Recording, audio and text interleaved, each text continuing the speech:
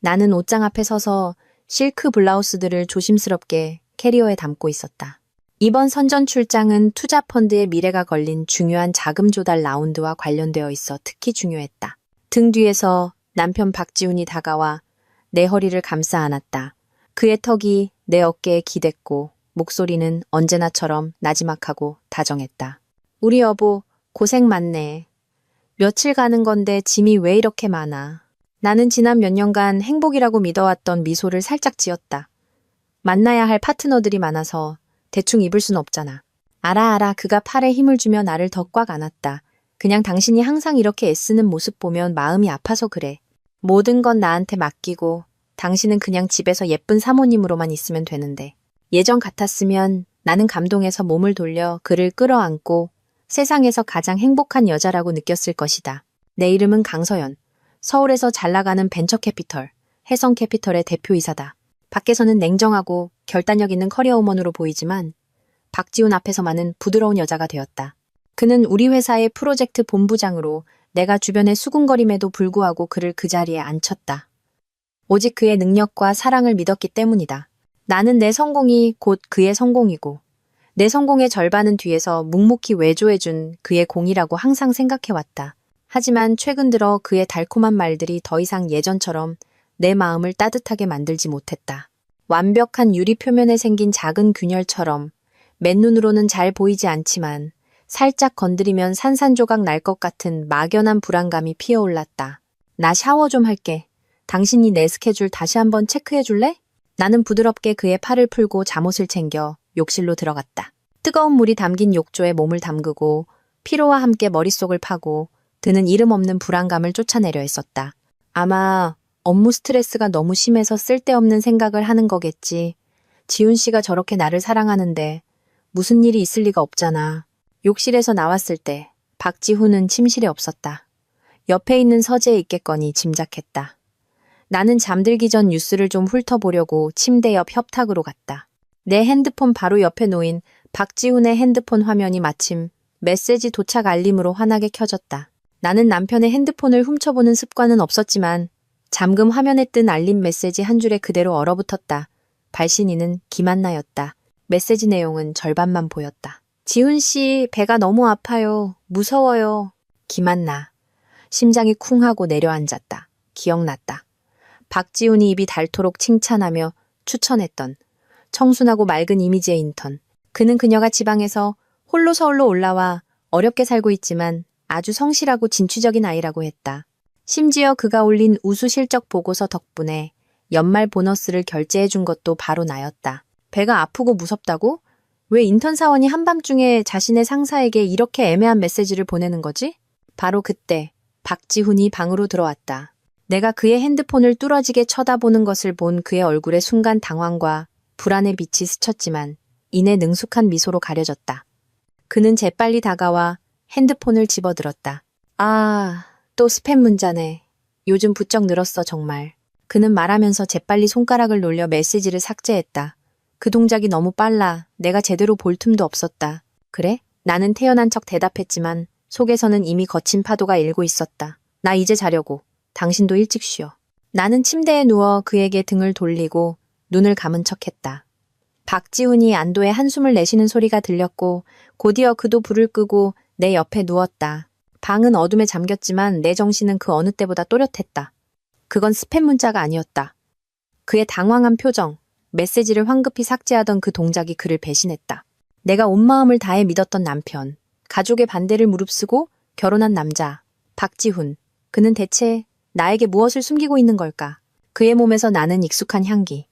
그의 품은 여전히 따뜻했지만 나는 소름 끼치는 한기만을 느꼈다. 지금 당장 그를 추궁할 수는 없다는 걸 알았다. 증거가 없는 상태에서 내 모든 말은 그의 눈에 그저 근거 없는 질투로 비칠 것이다. 그는 연기의 달인이었고 내가 섣불리 움직이면 더 철저히 숨길 뿐이다. 좋아, 박지훈. 당신이 연기를 하고 싶다면 나도 기꺼이 함께 연기해주지. 이번 선전 출장은 단순히 업무 때문만은 아닐 것 같다. 나는 눈을 감았지만 잠은 완전히 달아나 버렸다. 소리 없는 전쟁은 바로 내 침실에서 시작된 듯했다. 다음 날 아침. 나는 마치 어젯밤에 의심스러운 문자는 없었다는 듯 환한 미소를 머금고 일어났다. 박지훈은 내가 여전히 명랑한 것을 보고 안심하는 눈치였다. 그의 자상함과 세심함은 더욱 빛을 발했다. 그는 직접 아침 식사를 준비하고 내 넥타이까지 매준 후 아쉬운 듯 현관에서 나를 배웅했다. 여보, 조심히 다녀와. 도착하면 바로 전화하고. 알았어요. 나는 까치발을 들어 그의 뺨에 가볍게 입을 맞췄지만 마음속으로는 형언할 수 없는 혐오감이 들었다. 회사로 가기 전 나는 나만의 계획을 세웠다. 근처 카페에 들러 노트북을 열고 행동을 개시했다. 어젯밤 깊이 생각했다. 진실을 알려면 전공법으로는 안 된다. 회사에 도착해서 나는 곧장 박지훈의 사무실로 향했다. 그는 서류를 검토하다가 나를 보고 놀랐다. 서연 씨, 웬일이야. 공항으로 바로 간 줄 알았는데. 나는 미소를 지으며 그에게 다가가 애교 섞인 말투로 진담처럼 말했다. 깜빡한 게 있어서 내 주거래 신용카드가 요즘 한도에 좀 문제가 생겨서 말이야. 선전에 가면 파트너들 접대비로 쓸 돈이 많은데 혹시 모르니 당신 카드 좀 빌려가도 될까? 안전하게. 이것은 부부 사이, 특히 내일이 큰 지출과 유연성을 요구하는 상황에서는 지극히 평범한 요구였다. 박지훈은 순간 망설이는 듯 했지만 나를 신뢰하는 내 표정을 보고 거절할 수 없었다. 여기서 거절하면 더 의심스럽지 않겠는가? 당연하지, 자기야. 내 것이 다 당신 것이지. 그는 기쁘게 지갑을 꺼내 플래티넘 신용카드를 건넸다. 그 카드를 손에 쥐자 끔찍한 비밀을 열 수 있는 열쇠를 얻은 기분이었다. 나는 그에게 고맙다고 말하고는 바로 공항으로 가야 한다고 했다. 하지만 나는 어디에도 가지 않았다. 나는 내 사무실로 돌아와 문을 걸어 잠갔다. 가장 먼저 한 일은 은행 VIP 고객센터에 전화해서 카드 정보를 이용해 온라인 뱅킹 접속 권한을 재설정해달라고 요청하는 것이었다. 오랜 VIP 고객으로서 내 요청은 신속하게 처리되었다. 5분 후 나는 성공적으로 로그인했다. 나는 심호흡을 하고 떨리는 손으로 거래 내역 조회를 클릭했다. 화면에는 길고 긴 목록이 나타났다. 나는 끈기 있게 하나하나 훑어보았다. 식사, 쇼핑, 주유 같은 일상적인 지출은 이상할 게 없었다. 하지만 내 눈은 최근 3개월간의 거래 내역에서 멈췄다. 서울 최고의 고급 유아용품 체인점인 베이비 팰리스에서 결제된 수많은 영수증, 신생아 옷, 수입 분유, 유모차, 아기 침대, 총액은 수천만 원에 달했다. 심장이 누군가에게 쥐어짜이는 듯했다. 하지만 그게 전부가 아니었다. 다음은 강남 프리미엄 산부인과에 매달 정기적으로 결제된 내역들이었다. 그리고 마지막 결정타. 바로 지난주에 결제된 거액의 금액. 메모란에는 선명하게 적혀 있었다. VIP, 출산 패키지, 김한나. 그 이름이 비수처럼 내 심장에 밝혔다. 그렇다면 어젯밤에 배가 아프다는 문자는 거짓이 아니었다. 그건 진통이었던 것이다. 내가 사랑했던 남편 박지훈은 우리의 돈으로 그의 내연녀가 임신했을 때부터 출산하는 날까지 모든 것을 챙겨준 것이었다. 이 뻔뻔함과 파렴치함은 내 상상을 초월했다. 분노와 고통이 치밀어 올라 컴퓨터를 부숴버릴 뻔했다. 하지만 나는 참았다. 지금 울거나 물건을 부수는 것은 아무 소용이 없다. 나는 그 어느 때보다 냉정해져야 했다. 나는 즉시 내 절친한 친구이자 변호사인 최유진에게 전화를 걸었다. 유진아, 나 좀 도와줘. 내 목소리가 주체할 수 없이 떨렸다. 수화기 너머의 유진이는 내 상태가 이상하다는 것을 느낀 듯 했다. 서연아, 무슨 일이야? 어디야? 나 회사야. 박지훈, 그 사람 바람 폈어. 그 상간녀, 방금에 나왔대. 나는 내가 방금 발견한 모든 것을 털어놓았다. 유진이는 내 말을 끊지 않고 조용히 들어주었다. 내 말이 끝나자 그녀는 단호하고 이성적인 목소리로 말했다. 강서연, 내 말 잘 들어. 첫째, 절대 그 남자에게 네가 모든 걸 알았다는 사실을 들키면 안 돼. 넌 지금 유리한 고지에 있어. 스스로 망치지 마. 둘째, 그가 예전에 싸게 월세 줬다고 했던 그 오피스텔 주소 나한테 보내. 내가 바로 사람 시켜서 알아볼게. 알았어. 나는 대답했다. 목소리는 이미 평온을 되찾고 있었다. 유진이와의 통화는 진정제처럼 감정의 수렁에서 나를 건져주었다. 좋아. 그럼 선전 출장은 어떻게 할 거야? 나는 창밖으로 보이는 하늘을 찌를 듯 솟아오른 서울의 마천루를 바라보았다. 차가운 미소가 내 입가에 번졌다. 당연히 가야지. 이 연극 끝까지 제대로 해줘야지. 사랑은 죽었다. 이제 남은 것은 계산과 복수뿐이다. 나는 박지훈에게 그가 감히 배신하고 무시했던 여자가 자신이 줬던 모든 것을 얼마나 잔인하게 되찾아올 수 있는지 보여줄 것이다. 내 사무실에 앉아 나는 컴퓨터 화면을 뚫어지게 쳐다봤다. 최유진에게서 막 도착한 이메일이 떠 있었다. 내용은 아주 짧았지만 한 글자 한 글자가 망치처럼 내 가슴을 내리쳤다. 서연아, 사람 시켜서 확인했어. 강남에 있는 그 오피스텔, 등록된 임대차 계약은 없어. 이웃들 말로는 젊은 임산부가 몇 달 전부터 이사와서 살고 있대. 박지훈이 자주, 특히 밤에 드나들었다고 하고 더 이상 의심할 여지가 없었다. 가난한 학생에게 싸게 빌려준다는 그가 꾸며낸 이야기는 내 눈을 가리고 내 집을 상간녀의 보금자리로 만들기 위한 서투른 연극에 불과했다. 그는 나를 얼마나 어리석다고 생각했을까. 나는 심호흡을 했다. 차가운 공기가 폐부 깊숙이 들어와 나를 진정시켰다. 눈물은 나오지 않았다. 고통은 분노와 결단력으로 빠르게 대체되었다. 이제 내가 행동할 때였다. 그 파렴치한 남녀가 내 노력과 희생 위에서 계속 안락하게 사는 것을 내버려 둘 수 없었다. 나는 다시 유진이에게 전화를 걸었다. 유진아, 고마워. 내가 예상한 대로야. 다음 계획은 뭐야? 유진이의 목소리에는 걱정이 가득했다. 강서연, 바보 같은 짓 하지 마. 네 자신부터 먼저 생각해야 해. 알아. 나는 얼음장처럼 차가운 목소리로 대답했다. 소란 피우지도 머리채 잡으러 가지도 않을 거야. 난 현장을 덮치고 싶어.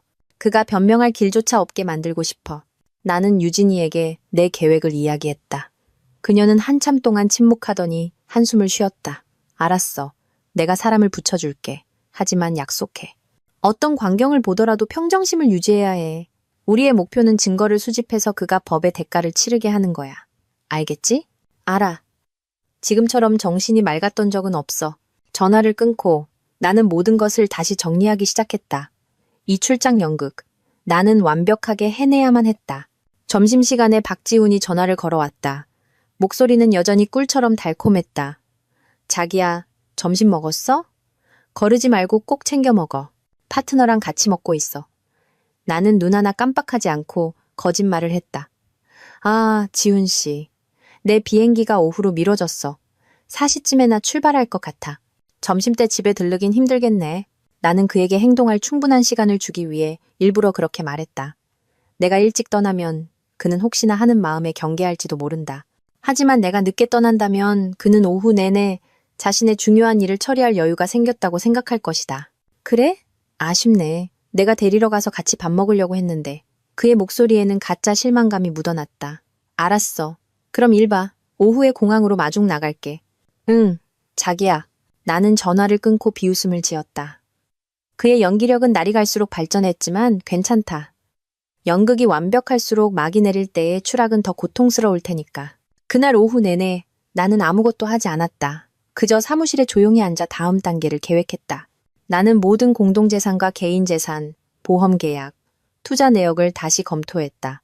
이 전쟁이 끝났을 때 박지훈이 내게서 단 1원도 가져가지 못하게 해야 했다. 그가 더럽게 놀고 싶어 했으니 나를 악랄하다고 탓하지 마라.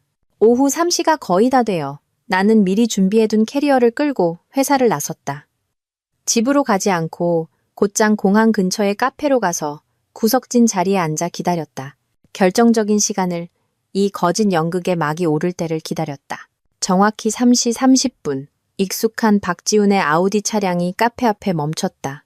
그는 여전히 세련된 정장 차림으로 다정하고 세심한 표정을 짓고 있었다. 그는 내게 차문을 열어주고 내 손에서 캐리어를 받아들었다. 모든 행동이 완벽한 신사 같았다. 오래 기다렸어? 아니, 나도 방금 왔어. 나는 거울 앞에서 오후 내내 연습했던 미소를 지었다. 인천국제공항으로 가는 길에 그는 끊임없이 당부했다. 가서 건강 잘 챙기고 너무 무리하지 마. 무슨 일 있으면 바로 전화하고 혼자 끙끙 앓지 말고. 나는 그의 어깨에 머리를 기대고 순순히 고개를 끄덕였다. 알았어. 마음속은 얼음장처럼 차가웠다. 이 다정한 말들을 김한나에게도 했을까? 그녀가 그의 아이를 뱃속에 품고 있을 때 그도 이런 달콤한 말을 속삭였을까? 생각할수록 역겨웠다. 그가 역겨웠고 이런 가식에 수년간 속아 넘어간 나 자신이 역겨웠다. 차는 출발홀에 멈췄고 박지훈은 트렁크에서 캐리어를 꺼내 나와 함께 안으로 들어갔다. 그는 내가 정말로 떠나는지 확인하려는 듯 출국 심사장 앞까지 나를 배웅했다. 수속구역 앞에서 그는 나를 끌어당겨 품에 안았다. 아주 길고 꽉 찬 포옹이었다. 보고 싶을 거야. 그가 내 귓가에 속삭였다. 나는 눈을 감고 가슴 속에서 들끓는 증오를 억눌렀다. 나는 그의 포옹에 화답하며 의도적으로 목이 맨 목소리를 냈다. 나도. 당신도 집에 혼자 있으면서 잘 챙겨. 알았어. 우리 바보. 그는 살짝 웃으며 나를 풀어주고는 앞으로 살짝 밀었다. 얼른 가. 시간 다 됐어. 나는 캐리어를 끌고 돌아섰다. 감히 뒤돌아보지 못했다. 그의 눈을 1초라도 더 마주쳤다간 여기서 모든 것을 터뜨려버릴 것 같았다. 나는 곧장 수속구역으로 걸어가 붐비는 인파 속으로 섞였다. 박지훈의 시선이 여전히 등 뒤에서 나를 쫓고 있음을 느낄 수 있었다. 나는 체크인 카운터를 한 바퀴 돈 후 재빨리 화장실로 들어갔다. 거울 앞에 서서 내 얼굴을 보았다. 눈가는 붉었지만 슬픔 때문이 아니라 분노 때문이었다. 나는 심호흡을 하고 평정을 되찾았다. 5분 후 나는 밖으로 나왔지만 보안 검색대로 가지 않았다. 나는 다른 통로를 따라 아래층 도착 홀로 빠져나갔다. 모든 것이 계획대로였다. 나는 핸드폰을 꺼내 유진이에게 전화를 걸었다. 나 지금 가는 중이야. 그 사람 차? 추적 시작했어? 유진이의 목소리는 단호하고 믿음직스러웠다. 방금 공항을 떠나서 강남 쪽으로 가고 있대. 좋아. 바짝 붙어. 나도 바로 그쪽으로 갈게. 나는 전화를 끊고 밖으로 나가 택시를 잡았다. 택시가 고속도로를 달릴 때 나는 뒤돌아 멀어지는 인천국제공항을 보았다. 잘 가 박지훈. 당신의 연극은 여기까지야. 이제 다음 막은 내가 연출할 차례지. 당신이 가장 비참한 패배자가 될 그 막을. 택시는 서울의 붐비는 교통체증 속을 뚫고 달렸다.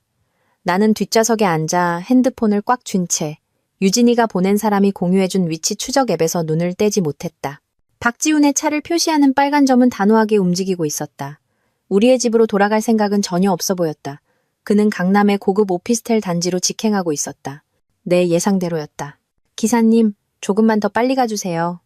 나는 마음이 불타는 듯 재촉했다. 단 하나의 디테일도 놓치고 싶지 않았다.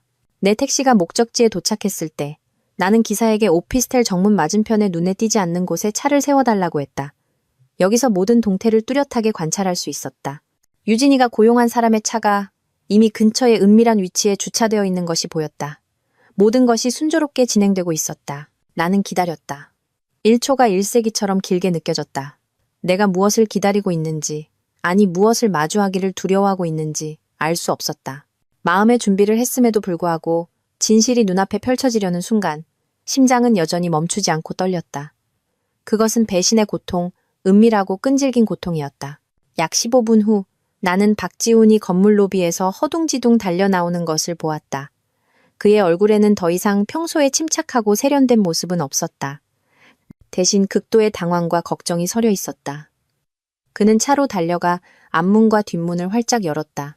그리고 내가 가장 두려워했던 광경이 나타났다. 박지훈은 다시 로비로 달려들어갔고 잠시 후 한 여자를 부축하며 나왔다. 김한나였다. 그녀는 펑퍼짐한 인부복을 입고 한 손으로는 만삭의 배를 감싸고 다른 한 손으로는 박지훈에게 단단히 기댄 채 고통으로 얼굴을 찡그리고 있었다. 그녀는 진통 중이었다. 박지훈은 조심스럽게 그녀를 뒷좌석에 태우고 세심하게 안전벨트를 매준 뒤 몸을 숙여 그녀의 귓가에 무언가를 속삭였다. 그 다정하고 걱정스러운 모습, 나는 그것이 오직 나만을 위한 것이라고 생각했었다. 내가 틀렸다. 그는 자신의 핏줄을 품은 어떤 여자에게든 그 다정함을 줄 수 있었다. 이 장면을 직접 목격하자 내 세상은 완전히 무너져 내렸다. 더 이상의 환상도 한 줄기 희망도 남아있지 않았다. 사랑, 결혼, 가정. 내가 수년간 공들여 쌓아 올린 모든 것이 이제는 어이없는 총극에 불과했다. 박지훈은 재빨리 운전석에 올라탔고 아우디는 쏜살같이 사라졌다. 나는 즉시 유진이의 사람에게 그들을 따라가라고 전화했다. 네, 강 대표님. 지금 강남 프리미엄 산부인과 쪽으로 가고 있습니다. 강남 프리미엄 산부인과. 바로 신용카드 명세서에 있던 그 이름이었다. 그는 내 등 뒤에서 자신의 사생활을 맞이하기 위해 모든 것을 완벽하게 준비해둔 것이었다. 기사님, 강남 프리미엄 산부인과로 가주세요. 나는 택시 기사에게 말했다. 목소리는 꽉 막혀 있었다. 가는 내내 나는 울지 않았다. 눈물은 이미 말라버린 듯 오직 뼛속까지 시린 공허함과 증오만이 남았다. 나는 그에게 기회를 주었다. 어쩌면 오해일지도 모른다고 스스로를 속였다. 하지만 아니었다. 모든 것이 진실이었다. 적나라하고 잔인한 진실. 내 남편, 내가 온 마음으로 사랑했던 남자는 나를 출장 보낸 직후 곧바로 내연녀를 데리고 아이를 낳으러 간 것이었다. 박지훈, 당신 정말 대단해. 당신은 나를 이 세상에서 가장 가엾은 바보로 만드는 데 성공했어. 하지만 당신은 한 가지를 잊었어. 이 바보는 일단 꿈에서 깨어나면 당신이 상상할 수 있는 그 어떤 것보다 무서워진다는 것을. 강남 프리미엄 산부인관은 서울에서 가장 비싼 사립병원 중 하나였다. 이곳은 공립병원처럼 시끄럽고 붐비지 않고 5성급 호텔처럼 조용하고 고급스러웠다. 박지훈이 이곳을 선택한 것은 김한나 모자에게 최고의 보살핌을 제공하고 세상의 눈을 피하기 위해서였을 것이다. 하지만 그는 그가 가장 피하고 싶었던 사람이 바로 이곳에 와 있을 줄은 꿈에도 몰랐을 것이다. 나는 택시비를 내고 차에서 내렸다. 서둘러 들어가지 않고 밖에 한적한 구석에 서서 박지훈이 김한나의 입원 수속을 밟느라 분주한 모습을 지켜보았다. 그는 접수처와 대기실 사이를 오가며 땀으로 이마를 적셨지만 눈빛은 기대와 행복으로 가득 차 있었다. 내가 그에게서는 단 한 번도 본 적 없는 행복감이었다. 잠시 후 간호사가 휠체어를 밀며 김한나를 분만실로 데려갔다. 박지훈은 즉시 그녀 곁으로 달려가 손을 꼭 잡고 계속해서 몸을 숙여달랬다. 자기야, 무서워하지 마. 내가 있잖아. 금방 끝날 거야. 우리 곧 아기 만날 수 있어. 지훈 씨 너무 아파요. 김한나가 흐느꼈다. 목소리는 가냘프고 애처로웠다. 알아. 조금만 더 힘내. 당신은 잘할 수 있어. 그는 그녀의 이마에 맺힌 땀을 부드럽게 닦아주었다. 눈빛은 사랑과 안타까움으로 가득했다. 나는 그들에게서 불과 몇 미터 떨어진 곳에 마치 보이지 않는 유령처럼 서 있었다. 나는 그 애절한 멜로드라마의 모든 장면을 목격했다. 심장은 더 이상 아프지 않았다. 이미 차갑게 식어버렸다. 이것이 한 사람을 사랑할 때의 박지훈의 진짜 모습이었다. 나에게는 아마 처음부터 끝까지 이용과 계산뿐이었을 것이다. 나는 심호흡을 하고 옷매무새를 가다듬은 뒤 어둠 속에서 천천히 걸어 나왔다. 나는 아무 말도 하지 않고 그저 팔짱을 낀 채 그들 둘을 차가운 시선으로 훑어보았다.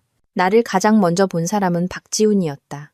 그가 고개를 들다 내 시선과 마주쳤을 때 그의 입가에 걸려있던 미소는 즉시 얼어붙었다. 그의 눈 속의 다정함과 사랑은 사라지고 그 자리에는 경악과 공포, 그리고 믿을 수 없다는 표정만이 남았다.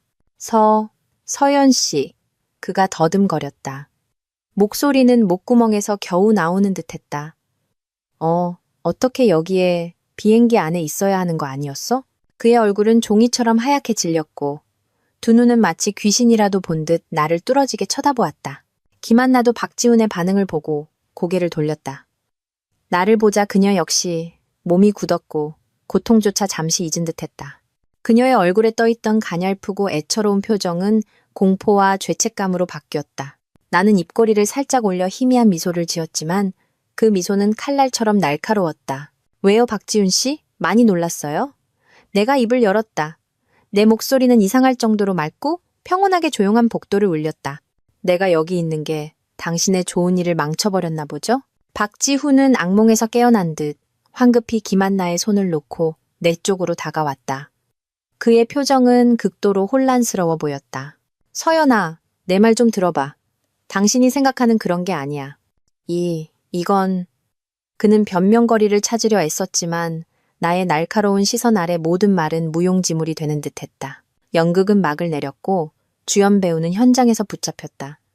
나는 그가 또 어떤 우스꽝스러운 이야기를 꾸며낼지 가만히 서서 기다렸다. 박지훈은 그 자리에 못 박힌 듯 서 있었다. 얼굴은 하얗다 못해 파랗게 질려 참으로 비참해 보였다. 그는 나를 한번, 휠체어에 웅크리고 있는 김한나를 한번 쳐다봤다. 그의 모든 몸짓에서 당혹감이 묻어났다. 서연아, 내 말 좀 들어봐. 그가 더듬거리며 내 손을 잡으려고 했다. 이 사람은 김한나, 내 먼 친척 동생이야. 혼자 서울에 있는데 의지할 사람도 없이 곧 출산을 앞두고 있어서 내가 그냥 좀 도와주는 것뿐이야. 먼 친척 동생. 나는 실소를 터뜨릴 뻔했다. 이 지경에 이르러서도 그는 그렇게 서투르고 우스꽝스러운 거짓말을 할 수 있단 말인가. 그가 나를 3살 배기 아이처럼 쉽게 속일 수 있다고 생각하는 걸까? 도와준다고? 나는 그 두 단어를 반복했다. 목소리에는 비아냥이 가득했다. 도와주는 게 VIP 출산 패키지를 결제해주는 거고 도와주는 게 기저귀부터 분유까지 다 사주는 건가? 박지훈 씨, 연극은 이제 충분하지 않아? 당신은 안 피곤해? 난 보기만 해도 지겨운데. 내 말 한마디 한마디는 그가 필사적으로 부풀리려던 거짓의 풍선을 찌르는 바늘 같았다. 박지훈의 얼굴색이 변했다. 그는 더 이상 숨길 수 없다는 것을 알았다. 그의 얼굴에서 당혹감은 점차 사라지고 그 자리에는 짜증과 불쾌감이 들어섰다. 나 미행했어? 그가 으르렁거렸다. 그의 눈빛은 더 이상 공포가 아닌 질책이었다. 맞아. 나는 조금도 피하지 않고 솔직하게 인정했다. 내가 미행하지 않았다면 당신이 저 여자랑애까지 데리고 집에 들어올 때까지 난 아직도 그 여자가 당신의 먼 친척 동생이라고 바보처럼 믿고 있었겠지. 그는 할 말을 잃고 입을 다물었다. 바로 그때 뒤에 있던 김한나가 다시 신음하기 시작했다. 목소리는 가냘팠다. 지훈 씨, 아파요. 너무 아파. 그녀의 연기는 정말 끝이 없었다. 그녀는 아이를 이용해 박지훈의 주의를 끌고 어느 쪽이 더 중요한지 그에게 상기시키고 싶었던 것이다. 박지훈은 그녀를 돌아보았다. 그의 눈에 안타까움이 스쳤다. 바로 그 눈빛이 내 안에 남아있던 마지막 정마저 완전히 끊어버렸다. 아내 앞에서 그는 내연녀에 대한 관심을 숨기지 않았다. 그가 다시 나를 돌아봤을 때 분노는 이성을 완전히 압도했다. 완벽한 계획이 망가져서인지 혹은 가면이 벗겨져서인지 그는 더 이상 평소의 침착함을 유지하지 못했다. 강서연, 너 너무하는 거 아니야. 그가 소리쳤다. 목소리가 복도를 울렸다. 네가 뭘 알아? 넌 항상 일밖에 모르잖아. 나한테 진심으로 관심 가진 적 있어? 내가 그동안 뭘 참아왔는지 알아? 나는 그를 쳐다봤다. 눈빛은 얼음장처럼 차가웠다. 참아왔다고? 당신이 무슨 자격으로 그 두 단어를 입에 담아? 참아온 건 나야. 당신의 기만을 참아왔고 당신이 내 돈으로 내연녀를 먹여 살리는 걸 참아왔어. 내가 당신한테 관심이 없다고? 나는 씁쓸하게 비웃었다. 내가 관심이 없었다면 당신이 앉아있는 그 본부장 자리가 하늘에서 떨어졌을까? 당신이 타는 차, 당신이 사는 집, 어느 것 하나 내 것이 아닌 게 있어? 박지훈, 당신은 은혜도 모르는 배은망덕한 인간이야. 내 말은 그의 가뜩이나 연약한 자존심이라는 화약고에 불을 붙인 격이었다. 그는 내가 자신을 떠받들어주고 힘들이지 않고 호의호식하는 삶에 익숙해져 있었다. 이제 내가 그의 실체를 가차없이 폭로하자 그는 완전히 통제력을 잃었다. 입 닥쳐. 그가 소리쳤다. 그리고 광적인 순간 그는 손을 번쩍 들었다. 짝. 건조하고 날카로운 소리가 울려 퍼졌고 복도는 순간 정지된 듯 했다. 왼쪽 뺨이 불타는 듯 화끈거리고 아팠다. 입안에서 비릿한 피맛이 느껴졌다. 박지훈이 나를 때렸다. 내가 한때 온 마음으로 사랑했던 남편, 모든 것을 무릅쓰고 함께했던 그가 공공장소에서 그의 내연녀 앞에서 나에게 손찌검을 했다. 나는 울지도 소리치지도 않았다. 그저 천천히 고개를 들어 그의 눈을 똑바로 쳐다봤다. 그의 눈에는 후회 따위는 없었다. 오직 분노와 약자가 방금 저항에 성공했다는 희열만이 보였다. 그 따기는 단지 육체적인 고통만을 준 것이 아니었다. 그것은 모든 것을 산산조각 냈다. 사랑, 존중, 추억, 희망. 모든 것이 잿더미가 되어 부서졌다. 이 순간부터 나와 박지훈 사이에는 오직 증오만이 남았다.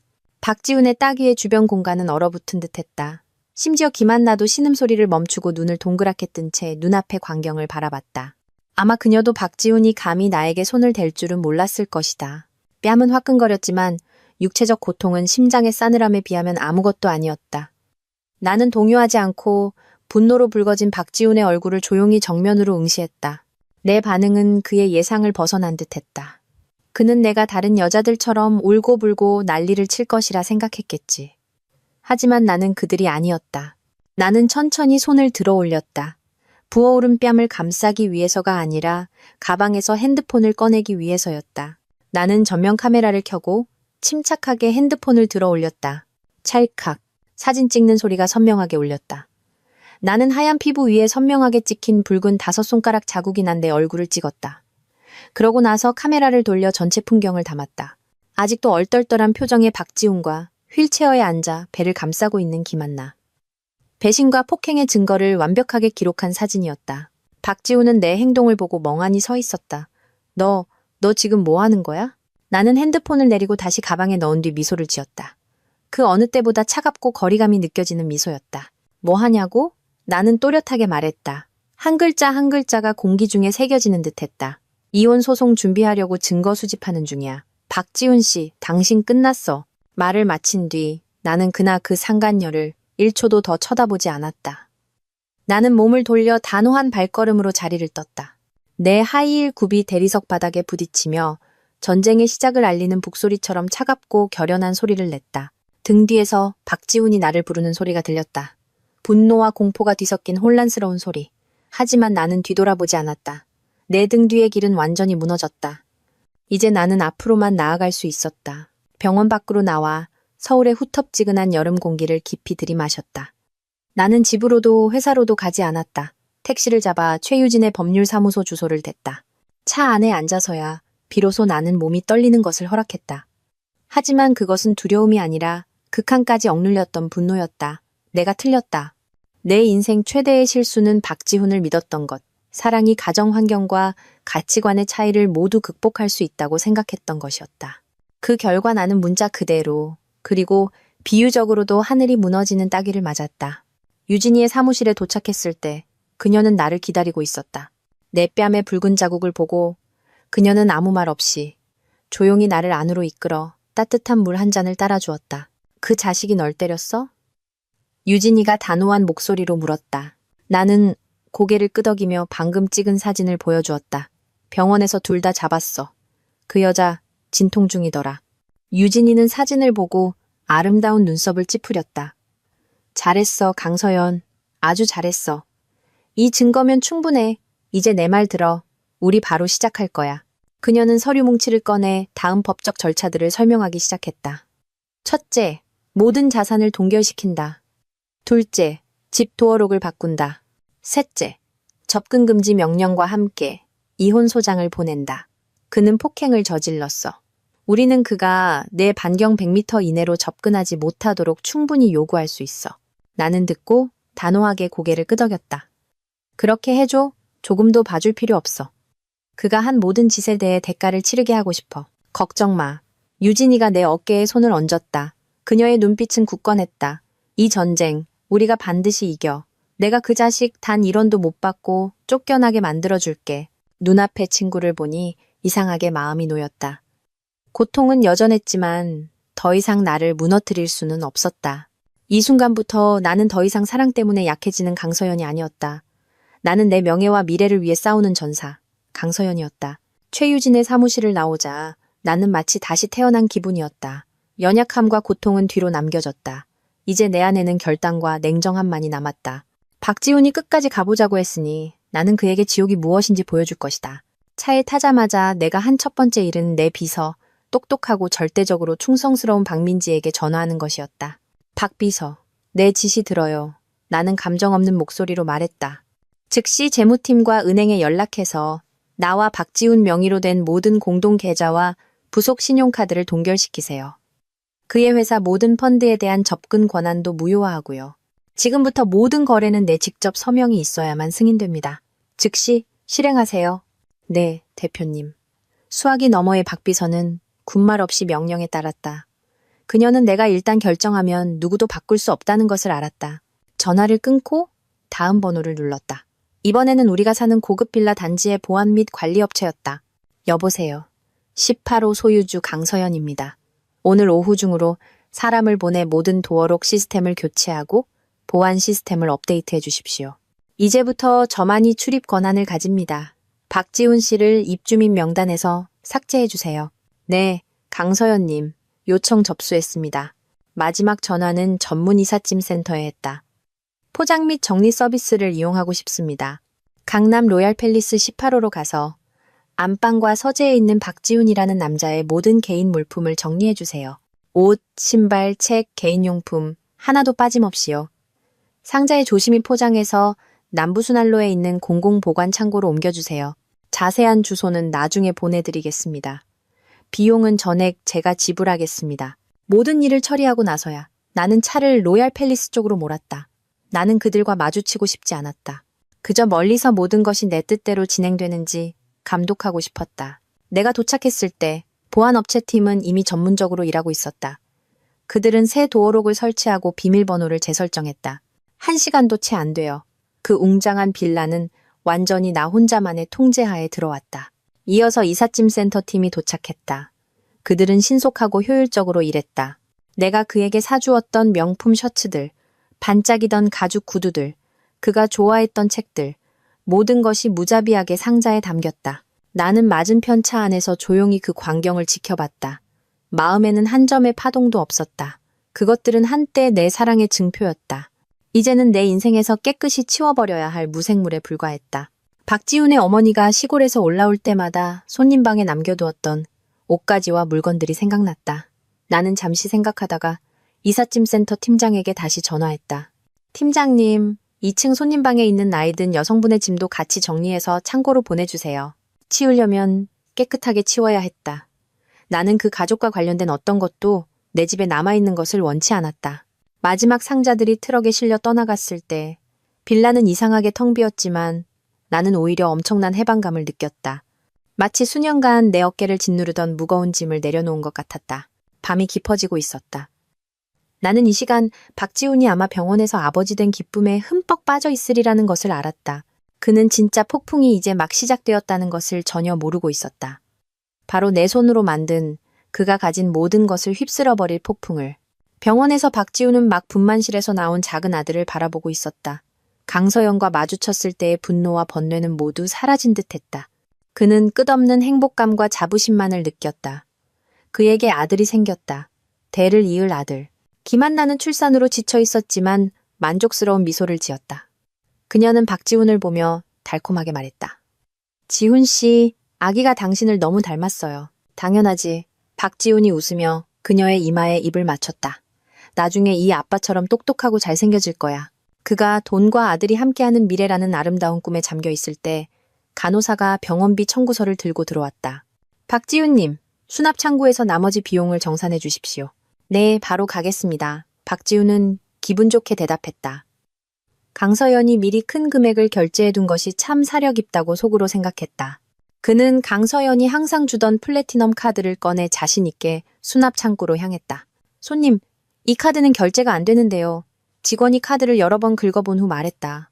왜 안 되죠? 박지훈이 미간을 찌푸렸다. 다시 해보세요. 이 카드 한도 엄청 높아요. 몇 번이나 시도했습니다. 시스템에서 카드가 정지되었다고 나옵니다. 정지? 박지훈은 멍해졌다. 그는 급히 다른 카드, 역시 강서연의 계좌에서 나온 부속 카드를 꺼냈다. 결과는 마찬가지였다. 이 카드도 정지되었습니다. 불길한 예감이 박지훈의 마음속에 피어올랐다. 그는 급히 핸드폰으로 은행 앱을 열었지만 로그인할 수 없었다. 시스템은 그의 계정이 비활성화되었다고 알렸다. 바로 그때 시골에서 급히 올라온 그의 어머니가 도착했다. 손자를 보자마자 기쁨의 말을 잇지 못했다.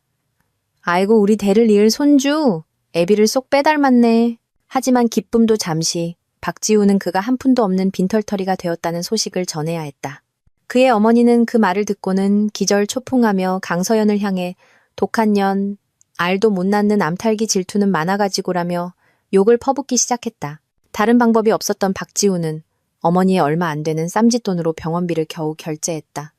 그는 김한나와 아들을 데리고 곧장 강남의 빌라로 가기로 결정했다. 강서연이 아무리 화가 났어도 그곳은 여전히 그들의 집이며 그녀가 자신을 쫓아낼 수는 없다고 생각했다. 게다가 이렇게 예쁜 아기를 보면 마음이 약해질지도 모른다고 생각했다. 하지만 세 사람과 온갖 짐을 실은 택시가 로열 팰리스 정문에 도착했을 때 박지훈은 또 다른 충격에 직면했다. 경비원이 차를 막아섰다. 죄송합니다. 박지훈님, 더 이상 이 아파트의 입주민이 아니셔서 들어갈 수 없습니다. 무슨 소리요? 박지훈이 분노에 차 소리쳤다. 나는 18호 소유주 강서연 씨의 남편이요. 죄송합니다. 강서연님께서 입주민 명단에서 삭제를 요청하셨습니다. 저희는 규정대로 할 뿐입니다. 박지훈은 자신의 귀를 믿을 수 없었다. 그는 차에서 내려 빌라 정문으로 달려가 미친 듯이 초인종을 누르며 강서연의 이름을 외쳤다. 하지만 그에게 돌아온 것은 소름 끼치는 침묵뿐이었다. 그는 지문으로 문을 열려고 했지만 시스템은 오류를 알렸다. 도어록은 이미 교체되어 있었다. 그의 어머니는 택시 안에서 손자를 안고 울며 욕을 퍼부었다. 김한나는 수술 부위가 아픈 채 지쳐서 실망 가득한 표정으로 침묵할 뿐이었다. 박지훈이 무력감과 분노로 극에 달했을 때 그의 핸드폰이 울렸다. 강서연에게서 온 문자였다. 그는 그녀의 화가 풀렸기를 바라며 황급히 열어보았다. 하지만 메시지 내용은 감정 하나 없는 얼음장 같은 한 줄의 문장이었다. 당신과 당신 어머니의 모든 짐은 남부순환로 공공보관 창고 A 234호로 옮겼어. 한 달치 창고 임대료는 내가 선납했으니 그 이유는 알아서 해. 다시는 내 눈앞에 나타나지 마. 박지훈은 핸드폰을 꽉 쥐었다. 온몸이 분노로 떨렸다. 그는 말 그대로 집에서 쫓겨났다. 무일푼에 집도 없이 곁에는 불평만 하는 늙은 어머니와 막 아이를 낳은 내연녀, 그리고 칭얼대는 갓난아기뿐이었다. 명예와 행복의 정점에서 단 반나절 만에 그는 나락으로 떨어졌다. 그리고 그를 밀어 떨어뜨린 사람은 다름 아닌 그가 무참히 배신했던 바로 그 아내였다. 빌라 단지에서 쫓겨난 후 박지훈은 이를 악물고 외곽의 작고 축축한 원룸을 구했다. 곰팡내와 비좁은 공간은 호화로운 생활에 익숙했던 그에게 고문과도 같았다.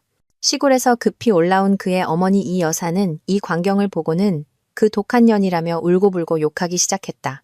그년이 감히 내 아들과 우리 집대를 이을 손주에게 이따위 짓을 해?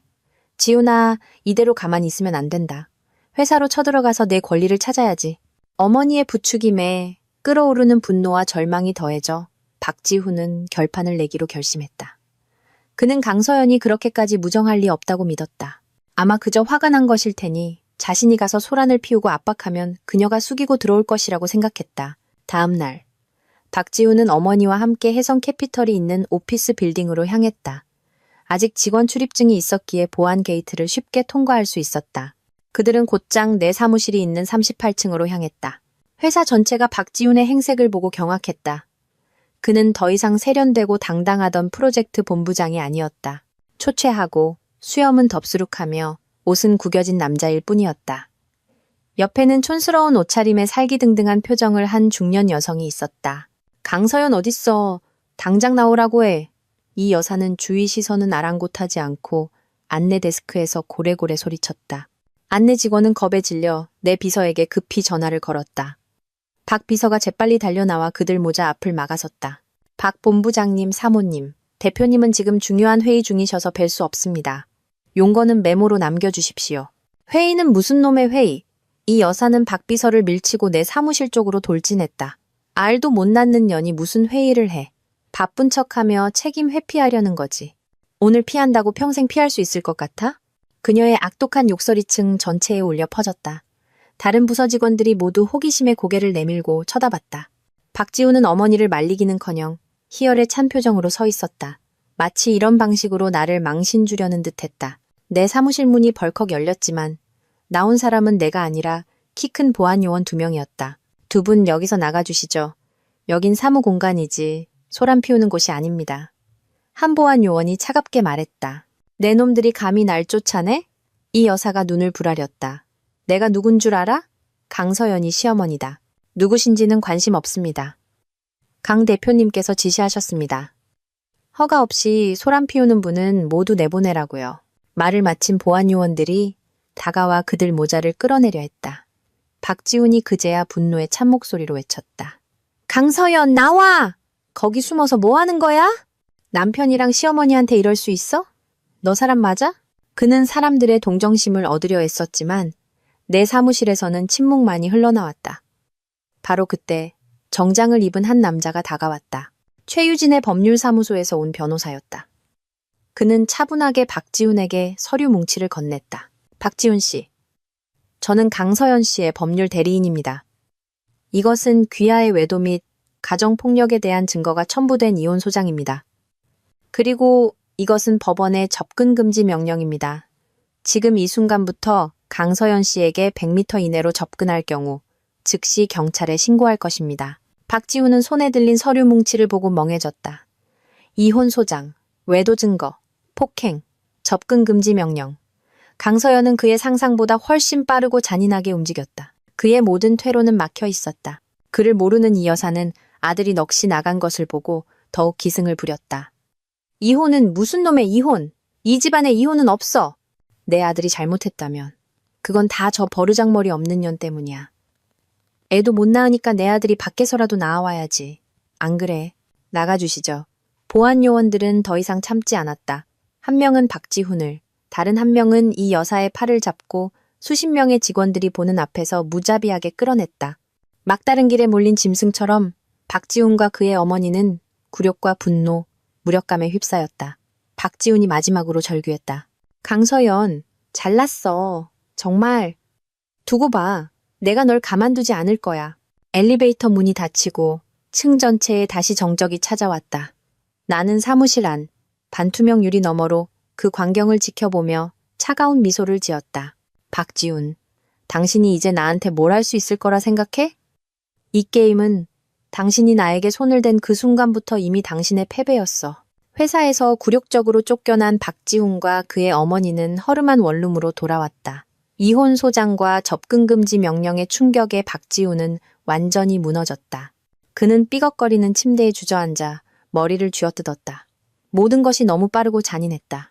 그는 강서연을 얕봤다. 그녀는 그가 마음대로 조종할 수 있는 순한 고양이가 아니었다. 한번 화나면 상대를 무자비하게 물어뜯는 암호랑이였다. 이 여사는 한참을 욕하다 지쳤는지 울기 시작했다. 아이고, 내 팔자야. 아들놈 대학까지 공부시켜 성공한 줄 알았더니 이게 무슨 꼴이람. 그 독한 년, 우리 집안을 아주 죽이려고 작정을 했구나. 박지훈은 말이 없었다. 머릿속이 복잡했다. 돈도, 집도, 이제 직장도 잃게 생겼다. 강서연이 모든 것을 막아버려 그는 이제 말 그대로 빈털털이었다. 이제 어떻게 해야 하나. 시골로 돌아가? 그는 그럴 수 없었다. 한때는 잘 나가던 프로젝트 본부장이었던 자신이 실패자로 고향에 돌아가 동네 사람들의 웃음거리가 되는 것을 받아들일 수 없었다. 절망의 순간 옆방에서 갓난아기의 울음소리가 들려왔다. 김한나가 힘겹게 아기를 달래고 있었다. 그 울음소리가 박지훈의 머릿속에 한 줄기 빛처럼 스쳤다. 맞다. 그에게는 아직 마지막 무기가 있었다. 강서연이 절대로 가질 수 없는 무기. 아들! 그는 벌떡 일어나 김한나의 방으로 향했다. 어머니 품에 안겨있는 붉은 핏덩이 아기를 보자 강렬한 희망이 솟아올랐다. 어머니! 그만 우세요. 그가 어머니에게 단호한 목소리로 말했다. 우린 아직 지지 않았어요. 우리에겐 얘가 있잖아요. 그가 아기를 가리켰다. 이 여사는 눈물 젖은 눈으로 손자를 보며 무언가 깨달은 듯했다. 맞아. 우리에겐 대를 이을 손주가 있어. 우리 박씨 집안 핏줄이야. 박지훈은 아기를 품에 안았다. 이 작은 생명체의 무게를 느끼며 그는 이것이 단지 아들이 아니라 그의 마지막 히든카드임을 직감했다. 강서연은 아이를 낳지 못한다. 그것이 그녀의 치명적인 약점이었다. 그녀가 아무리 부유하고 권력이 있어도 그의 어머니 같은 사람들 눈에는 불완전한 여자일 뿐이었다. 이 사회가 아무리 현대화되어도 여전히 남아선호 사상은 뿌리 깊었다. 이혼하고 싶다고? 좋아. 박지훈이 이미 평온하고 계산적인 목소리로 말했다. 하지만 우리에게 보상해야지. 이 아이는 내 아들이야. 이혼하더라도 아내로서 양육비를 지급할 책임이 있어. 우리는 엄청난 액수의 양육비를 요구할 거야. 우리 셋이 평생 호의호식할 수 있을 만큼. 그의 어머니는 그 말을 듣고 눈이 번쩍 뜨였다. 맞아. 받아내야지. 돈도 많은 년이지 손주한테 돈 좀 쓰는 게 뭐가 대수라고. 자기가 낳지도 못하는 거. 내 아들이 명목상 엄마 될 기회를 줬으니 감사해야지. 침대에 앉아있던 김한나는 그들 모자의 대화를 들으며 희망에 부풀었다. 그녀는 이혼 따위는 관심 없었다. 오직 돈에만 관심 있었다. 만약 박지훈이 강서연에게서 거액을 받아낸다면 그녀와 아들의 삶도 보장될 것이었다. 그렇게 비좁고 축축한 원룸에서 서로 다른 음모를 꾸미던 세 사람은 공동의 목표를 찾았다. 그들은 모든 희망을 이제 막 태어난 아기에게 걸었다. 그들은 이 아이가 부귀영화를 열어줄 황금 열쇠이며 강서연에게 맞설 최강의 무기라고 믿었다. 박지훈은 값싼 변호사를 고용해 이혼 재판에 대한 요구사항을 작성하기 시작했다. 그는 양육비뿐만 아니라 뻔뻔하게도 재산의 50% 분할을 요구했다. 회사 성장에 지대한 공을 세웠다는 이유였다. 그는 아들만 있으면 승산이 있다고 믿었다. 그는 강서연이 감히 자신을 이렇게 대했던 것을 후회하게 만들 것이라고 다짐했다. 몇 주 후 우리의 첫 이혼 조정 기일이 열렸다. 나는 차분하고 냉정한 모습으로 법정에 들어섰다. 내 옆에는 최유진이 있었고 그녀는 나보다 더 날카롭고 자신감 넘쳐 보였다. 맞은편에는 박지훈이 앉아 있었다. 그는 겉모습을 다시 꾸미려 애쓴 듯 가지고 있는 옷 중 가장 멀쩡해 보이는 정장을 입고 있었다. 그의 옆에는 그의 어머니와 척 보기에도 경험이 없어 보이는 변호사가 앉아 있었다. 조정이 시작되었다. 판사가 절차를 읽은 후 박지훈의 변호사가 먼저 입을 열었다. 존경하는 재판장님, 그가 일어서서 점잠 빼는 목소리로 말했다.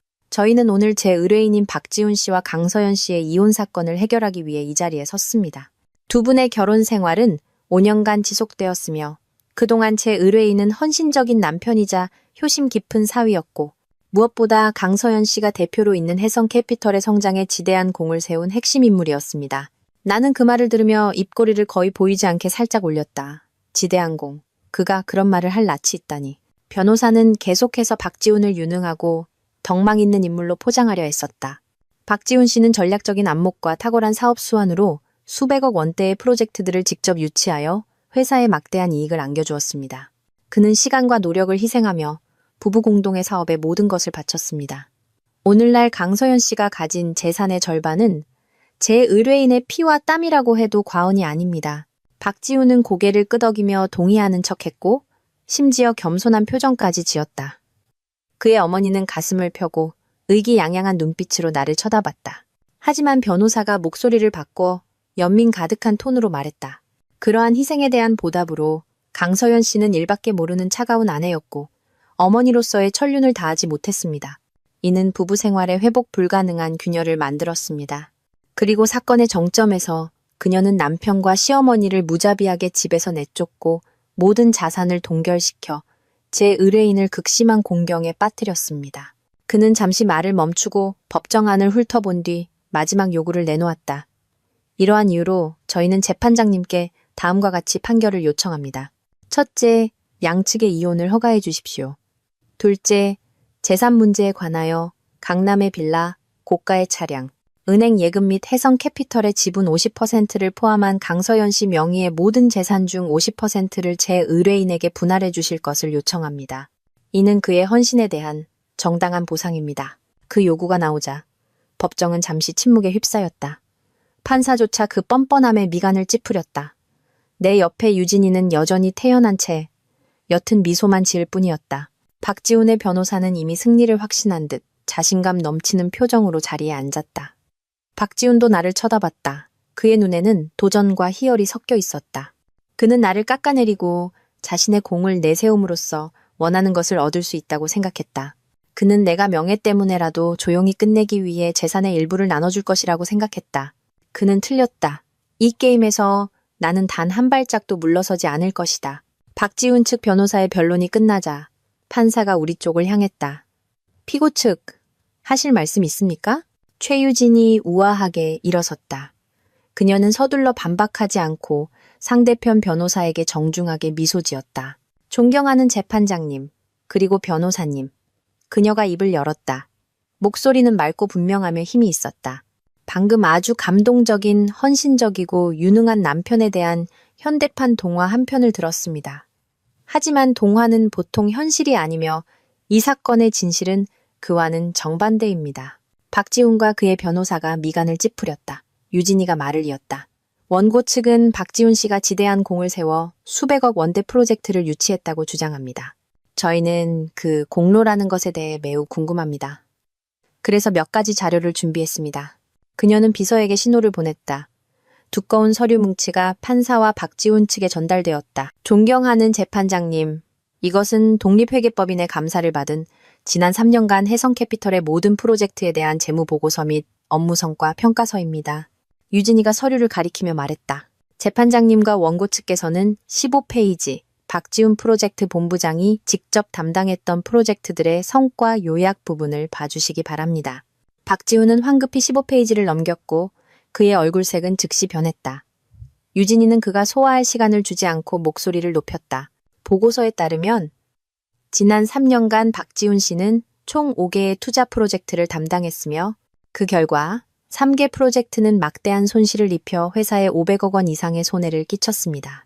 나머지 2개 프로젝트는 손익분기점을 겨우 맞췄지만 운영 비용은 평균보다 30%나 높았습니다. 변호사님께서 말씀하신 수백억 원대 프로젝트 유치는 전혀 없었습니다. 오히려 박지훈 씨의 프로젝트들은 다른 부서의 수익으로 손실을 메워야 하는 짐이었습니다. 법정안이 웅성거리기 시작했다. 박지훈의 변호사는 얼굴이 하얘져서 더듬거렸다. 이것은 조작된 자료입니다. 조작이라고요? 유진이가 차갑게 웃었다. 변호사님, 이것은 세계 4대 회계법인 중 한 곳의 감사를 받은 보고서입니다. 조작이라고 주장하신다면 저희는 기꺼이 그들의 담당자를 증인으로 부르겠습니다. 아니면 의뢰인께서 국제회계 감사 시스템까지 속일 만큼 유능하다고 말씀하고 싶으신 건가요? 그 변호사는 할 말을 잃었다. 박지우는 고개를 푹 숙인 채 분노와 굴욕감에 온몸을 떨었다. 유진이는 여기서 멈추지 않았다. 박지훈 씨의 소위 헌신과 희생에 대해서도 저희는 명확히 할 것이 있습니다. 제 의뢰인, 강서연 씨는 일에 몰두하는 여성이 맞습니다. 하지만 바로 그녀의 노력 덕분에 박지훈 씨는 평생 꿈도 꾸지 못했을 호화로운 삶을 누릴 수 있었습니다. 그녀는 또 다른 서류 뭉치를 제출했다. 이것은 지난 5년간 강서연 씨가 박지훈 씨에게 제공한 모든 계좌와 신용카드의 거래 내역서입니다.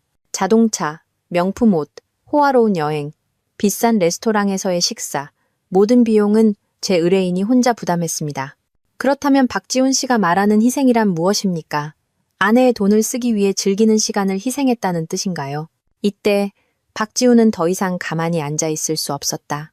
그가 벌떡 일어나 유진이를 향해 손가락질했다. 너 혈구분인 쉐커프넨. 하지마! 피 묻은 입으로 사람을 뽑는다는 뜻으로 남을 모함하는 것을 의미. 박지훈 씨, 앉으세요. 판사가 의사봉을 두드리며 법정 질서를 유지했다. 박지훈은 어쩔 수 없이 앉았지만 나와 유진이를 향한 그의 눈빛은 잡아먹을 듯했다. 유진이는 미소 지으며 결정타를 날렸다. 그리고 마지막으로 존경하는 재판장님, 재산 50% 분할 요구에 대하여. 이 요구는 전혀 근거가 없습니다.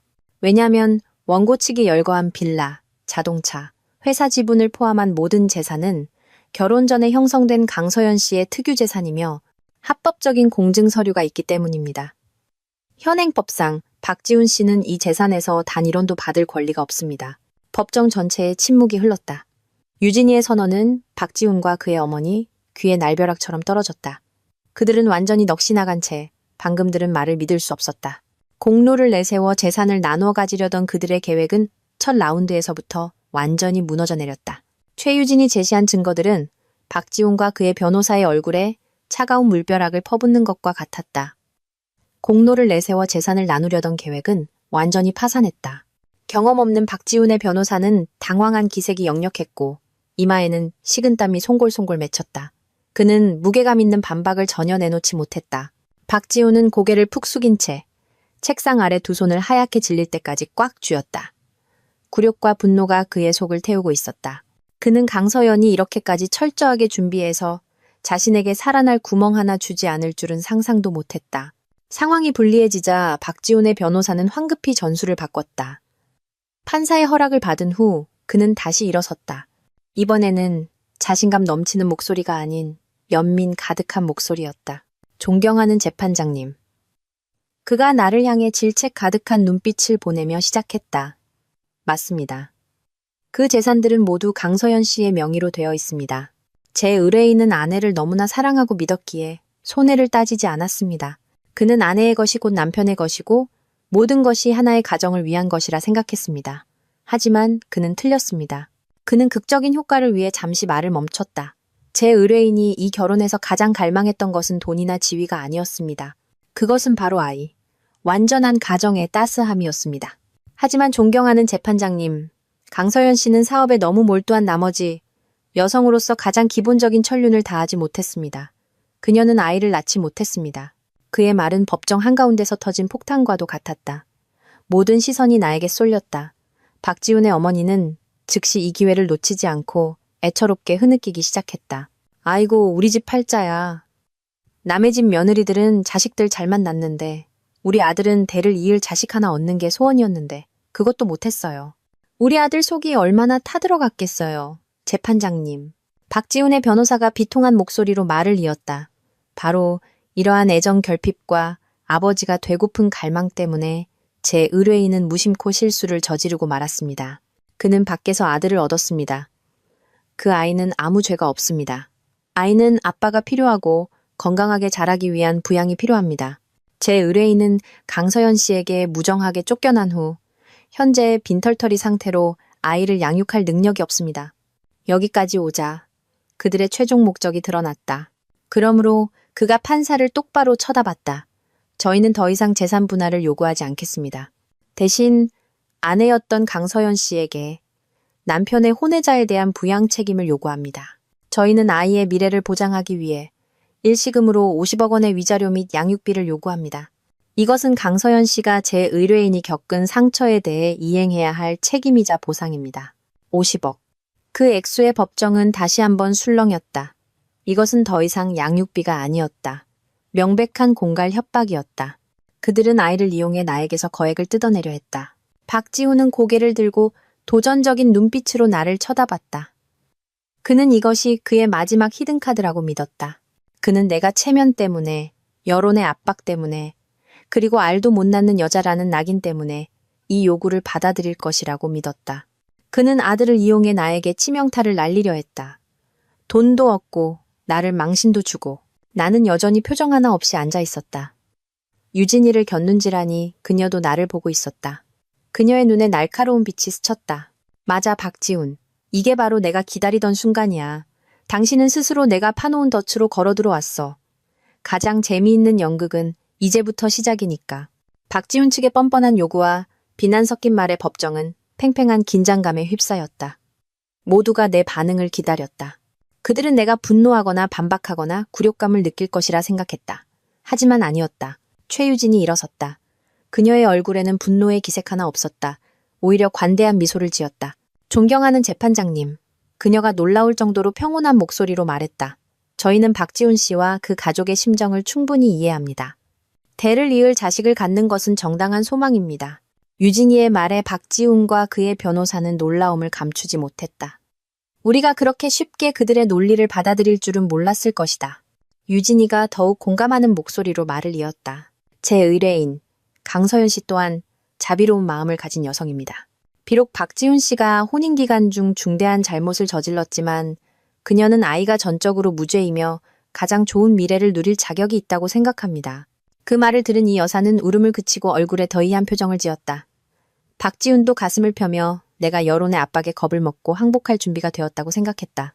그러므로 유진이가 박지훈을 똑바로 쳐다보며 말했다.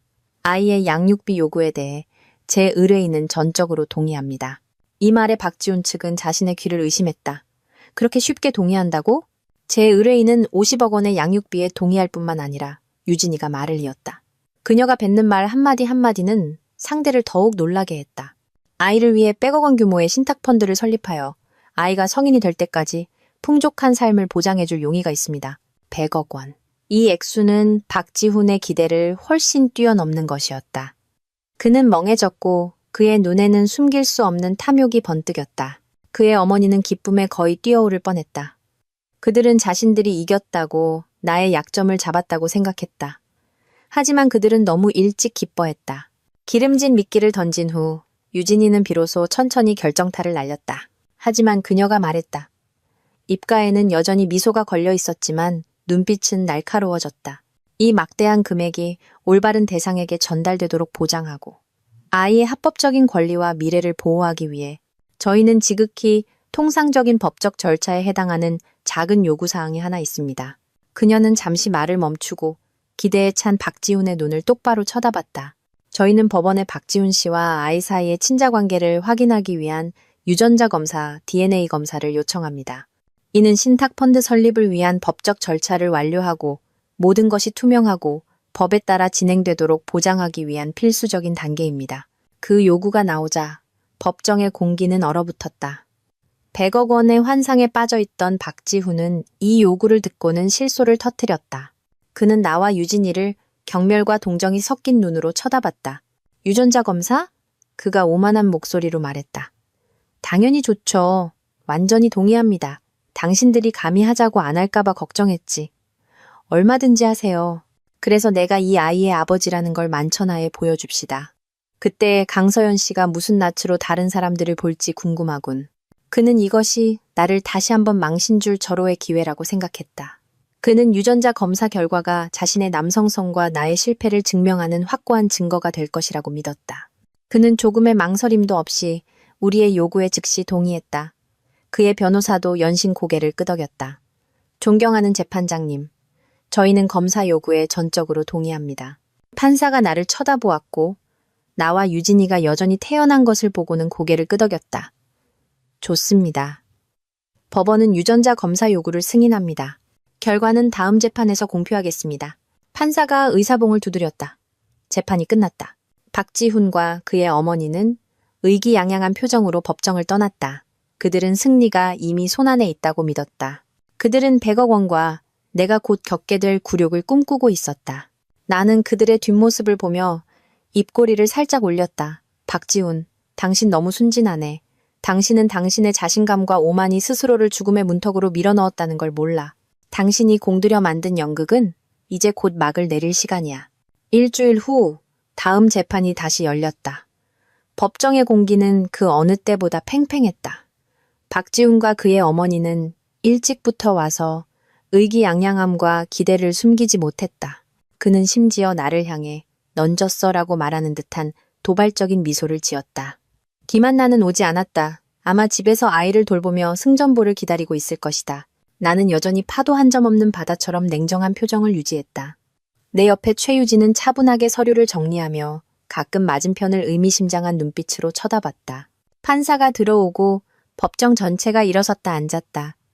통상적인 절차 후 그가 엄숙한 목소리로 입을 열었다. 오늘 법정은 서울법의학센터에서 시행한 박지훈 씨와 김한나 씨가 출산한 영아간의 친자관계 유전자 검사 결과를 공표하겠습니다. 그는 조심스럽게 봉인된 봉투를 집어들었다. 법정 전체가 숨을 죽였다. 박지훈은 가슴을 펴고 허리를 꼿꼿이 세운 채 자신의 영광스러운 순간을 맞이할 준비를 했다. 그의 어머니는 가슴 앞에서 두 손을 모으고 중얼거리며 기도했다. 판사가 천천히 봉투를 열고 결과지를 꺼냈다. 그는 한번 훑어보더니 미간을 살짝 찌푸렸다. 그의 표정에 명백한 놀라움이 서렸다. 이 변화에 박지훈은 약간의 불안감을 느꼈지만 이내 자신이 너무 긴장해서 그런 것이라며 떨쳐버렸다. 영혼처럼 느껴지는 몇 초의 침묵 후 판사가 헛기침을 하고는 결과를 큰 소리로 읽었다. 한 글자 한 글자가 법정 전체에 분명하게 울려 퍼졌다. 제공된 검체에 대한 DNA 분석 결과에 근거하여 서울법의학센터는 박지훈 씨와 해당 영아는 친자관계가 성립하지 않음을 확인하였습니다. 죽음과 같은 침묵이 방 전체를 뒤덮었다. 친자관계가 성립하지 않음. 그 세 단어는 세 개의 벼락처럼 박지훈의 정수리를 내리쳤다. 그의 입가에 걸려있던 의기양양한 미소는 그대로 얼어붙었다가 산산조각 났다. 그의 얼굴은 붉은색에서 하얗게 그리고 다시 파랗게 질렸다. 그는 멍하니 두 눈을 크게 뜨고 방금 들은 것을 믿을 수 없다는 듯 판사를 뚫어지게 쳐다봤다. 아니, 아닐 거야. 그가 넉나간 목소리로 중얼거렸다. 그럴 리가 없어. 뭔가 잘못됐어. 분명히 뭔가 잘못된 거야. 옆에 앉아있던 그의 어머니도 돌처럼 굳었다. 그녀는 무슨 일이 일어나고 있는지 이해하지 못했다. 그녀는 아들의 팔을 거세게 흔들었다. 지훈아, 재판장님이 뭐라고 하시는 거냐? 뭔가 잘못된 거지? 걘 내 손주잖아. 법정은 웅성거리는 소리로 가득 찼다. 모든 시선이 박지훈에게 쏠렸다. 호기심, 동정, 그리고 조롱이 섞인 시선들이었다. 정숙. 판사가 의사봉을 강하게 내리쳤다. 그는 엄격한 눈빛으로 박지훈을 보았다. 이것은 법의학기관의 공식적인 감정 결과이며 서명과 직인이 모두 있습니다. 착오가 있을 수 없습니다. 박지훈 씨, 똑똑히 들었습니까? 박지훈은 아무것도 듣지 못했다. 귀는 윙윙거렸고 주변 세상은 빙빙 돌다가 무너져 내리는 것 같았다. 그는 이 판에 그토록 바라던 아들에게 모든 것을 걸었다. 그는 아들을 무기 삼아 나에게 맞서고 나를 협박하고 나를 모욕했다. 하지만 이제 그 무기가 돌아와 그의 심장을 꿰뚫었다. 아이가 그의 아들이 아니라고? 그렇다면 그는 무엇인가? 남의 아이를 키운 뻐꾸기 아빠? 다른 남자에게 아내를 빼앗긴 바보? 이 진실은 내가 그의 재산을 동결시킨 것보다 집에서 쫓겨난 것보다 훨씬 잔인했다. 그것은 그의 자존심과 남성성을 완전히 무너뜨렸다. 그는 모든 것을 잃었다. 아내, 집, 돈, 직업. 그리고 이제 그가 가장 자랑스러워했던 아들마저도 그의 것이 아니었다. 그는 의자에 주저앉았다. 온몸이 뼈가 없는 것처럼 흐물흐물했다. 그는 나를 쳐다봤다. 그의 눈에는 더 이상 도발이 아닌 공황과 절망, 그리고 극한의 징후가 담겨 있었다. 나는 그저 감정 없이 그를 바라봤다. 재판 내내 굳어있던 내 입꼬리가 처음으로 승리의 미소를 그렸다. 박지훈! 이것이 바로 당신의 배신과 어리석음에 대한 대가야. 재판은 혼란 속에서 끝났다. 박지훈은 거의 미쳐 날뛰었다. 그는 결과가 조작되었다고, 내가 돈으로 감정센터를 매수했다고 소리쳤다. 하지만 선명한 붉은 직인과 법의학 기관의 서명 앞에서 그의 모든 말은 무의미했다. 그와 그의 어머니는 법원 경위들에게 끌려 비참한 모습으로 밖으로 나갔다. 나와 유진이는 태연하게 자리를 떴다. 정말 대단한 막장 드라마네. 유진이가 비꼬는 투로 말했다. 원고가 이렇게 화려하게 제 무덤을 파는 이혼 소송은 처음 봐. 나는 옅게 웃을 뿐이었다. 그가 너무 자신만만하고 탐욕스러웠을 뿐이야. 나는 박지훈이 가만히 있지 않을 것을 알았다. 그는 김한나를 찾아가 진상을 규명하려 할 것이고, 나는 그들의 다음 연극을 기대하고 있었다. 역시나 법원을 나오자마자 박지훈은 원룸으로 돌아가지 않고 곧장 김한나가 있는 곳으로 택시를 타고 갔다. 그는 더 이상 이성을 유지할 수 없었다. 분노와 굴욕이 그를 야수로 만들었다. 그는 원룸 문을 발로 차고 들어갔다. 김한나는 아기에게 분유를 먹이고 있다가 박지훈의 흉악한 모습에 겁에 질려 소스라치게 놀랐다. 지훈 씨, 왜 이렇게 일찍 왔어요? 다 잘 됐죠? 잘 돼? 박지훈이 으르렁거렸다. 그의 눈은 핏발이 서 있었다. 그는 주머니에서 유전자 검사 결과지를 꺼내 그녀의 얼굴에 던졌다. 이거나 봐. 네가 한 짓거리를 보라고? 김한나는 떨리는 손으로 종이를 주워들었다. 친자 관계가 성립하지 않음이라는 글자를 읽자 그녀의 얼굴에서 핏기가 싹 가셨다. 이게 어떻게... 그럴 리가 없어요. 분명히 뭔가 잘못된 거예요. 그녀는 더듬거렸지만 눈 속의 공포가 그녀를 배신했다. 잘못돼? 박지훈이 그녀의 어깨를 잡고 거세게 흔들었다. 아직도 잘못됐다고 말할 셈이야? 말해. 이 애새끼. 어느 놈 자식이야. 말하라고. 박지훈의 폭력에 김한나는 극도의 공포를 느꼈다. 그녀는 울기 시작했다. 몰라요. 정말 몰라요. 몰라? 박지훈은 더욱 분노했다. 그는 그녀의 어깨를 뼈가 부서질 듯이 쥐었다. 그놈이랑 자고도 누구 자식인지 모른다고? 네가 날 바보로 알아? 박지훈의 추궁과 폭력 앞에서 김한나는 결국 견디지 못하고 눈물을 터뜨리며 모든 것을 자백했다. 네, 확실하지 않았어요. 당신 아이인지 아니면 그 사람 아이인지. 그 사람? 그놈이 누군데? 전 남자친구예요. 김한나가 흐느꼈다. 그는 부자였지만 집안에서 저를 반대했어요. 그와 헤어질 무렵 당신을 만났고 당신이 저한테 잘해주고 또 아내가 부자 대표인 걸 보고 당신을 따르면 미래가 있을 거라고 생각했어요. 계획적인 연극이었다. 그럼 나랑 만나는 동안 그놈이랑 계속 얽혀 있었다는 거군. 박지훈이 분노로 떨리는 목소리로 물었다. 김한나가 고개를 끄덕이며 처절하게 울었다. 죄송해요. 임신한 걸 알았을 때 누구 아이인지 저도 몰랐어요. 하지만 당신 어머니가 손자를 원한다고 아들을 낳아주면 모든 걸 해주시겠다고 했어요. 그리고 당신이 아내 재산을 곧 차지할 것 같아서 도박을 한 거예요. 이렇게 될 줄은 몰랐어요. 입 닥쳐. 박지훈이 소리치며 그녀를 침대로 거칠게 밀었다. 그는 헐떡이며 서 있었다. 온몸의 힘이 다 빠져나간 것 같았다. 그는 그녀의 체스 게임에서 그저 졸줄에 불과했다. 그는 그저 스페어 타이어 남의 아이를 키운 바보에 지나지 않았다. 달콤한 사랑, 가련한 연약함, 모든 것이 연기였다. 그녀는 한 번도 진심으로 그를 사랑한 적이 없었다. 그녀는 오직 그가 가져다 줄 수 있는 돈과 지위만을 사랑했던 것이다. 박지훈은 미친 듯이 처량하게 웃었다. 그는 자신의 어리석음을 비웃었다. 그는 자신에게 모든 것을 준 유능하고 부유한 아내를 버리고 교활한 여우 같은 여자에게 달려갔다. 그는 쓰디쓴 기만을 대가로 모든 것을 잃었다. 그들의 사랑 연극은 가장 적나라하고 비참한 진실 속에서 마침내 막을 내렸다. 법정에서 밝혀진 아이의 진실은 박지훈을 완전히 무너뜨린 치명타였다. 그는 마치 영혼이 빠져나간 조각상처럼 미동도 없이 허공을 응시했다. 그의 모든 계획과 희망은 연기처럼 사라졌다. 그는 실패했을 뿐만 아니라 가장 비참한 웃음거리가 되었다. 판사가 의사봉을 두드려 현실로 돌아오게 했다. 그는 엄격하면서도 약간의 동정이 섞인 눈으로 박지훈을 보며 최종 판결을 선고했다. 전체 기록, 증거 및 당사자들의 진술을 검토한 결과 서울가정법원은 다음과 같이 판결합니다. 법정은 쥐 죽은 듯 조용했다. 제1조 원고 박지훈 씨와 피고 강서연 씨의 이혼 청구를 인용한다. 오늘부로 두 사람의 혼인 관계는 공식적으로 종료된다. 박지훈은 아무 반응이 없었다. 한때는 나에게서 벗어나 재산을 차지할 방법이라 생각했던 이혼이 이제는 쓰디쓴 현실이 되었다. 판사는 어조의 변화 없이 말을 이었다.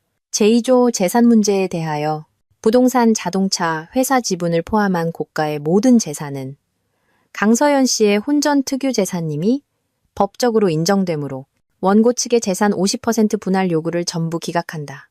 박지훈 씨는 해당 재산에서 어떠한 지분도 받을 수 없다. 뒷좌석에 앉아있던 이 여사는 이 말을 듣고 거의 기절할 뻔했다.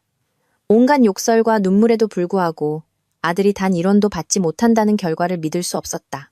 부자 사모님이 되어 빌라에 살고 외제차를 타려던 그녀의 꿈은 완전히 산산조각 났다. 하지만 최악은 아직 오지 않았다. 제3조. 판사가 박지훈을 똑바로 쳐다보며 특히 엄격한 목소리로 말했다. 피고 측이 제출한 상해 사진 및 병원 CCTV 영상 등의 증거에 근거하여 법원은 박지훈 씨가 강서연 씨에 대해 가정폭력을 행사했음을 인정한다. 이는 피해자에게 신체적, 정신적 고통을 준 심각한 위법 행위이다. 박지훈이 흠칫하며 고개를 들었다. 그의 눈에 공포가 스쳤다. 따라서 법원은 박지훈 씨에게 강서연 씨의 정신적 피해에 대한 위자료로 5억 원을 배상할 것을 명한다. 이 금액은 판결 효력 발생일로부터 30일 이내에 지급되어야 한다.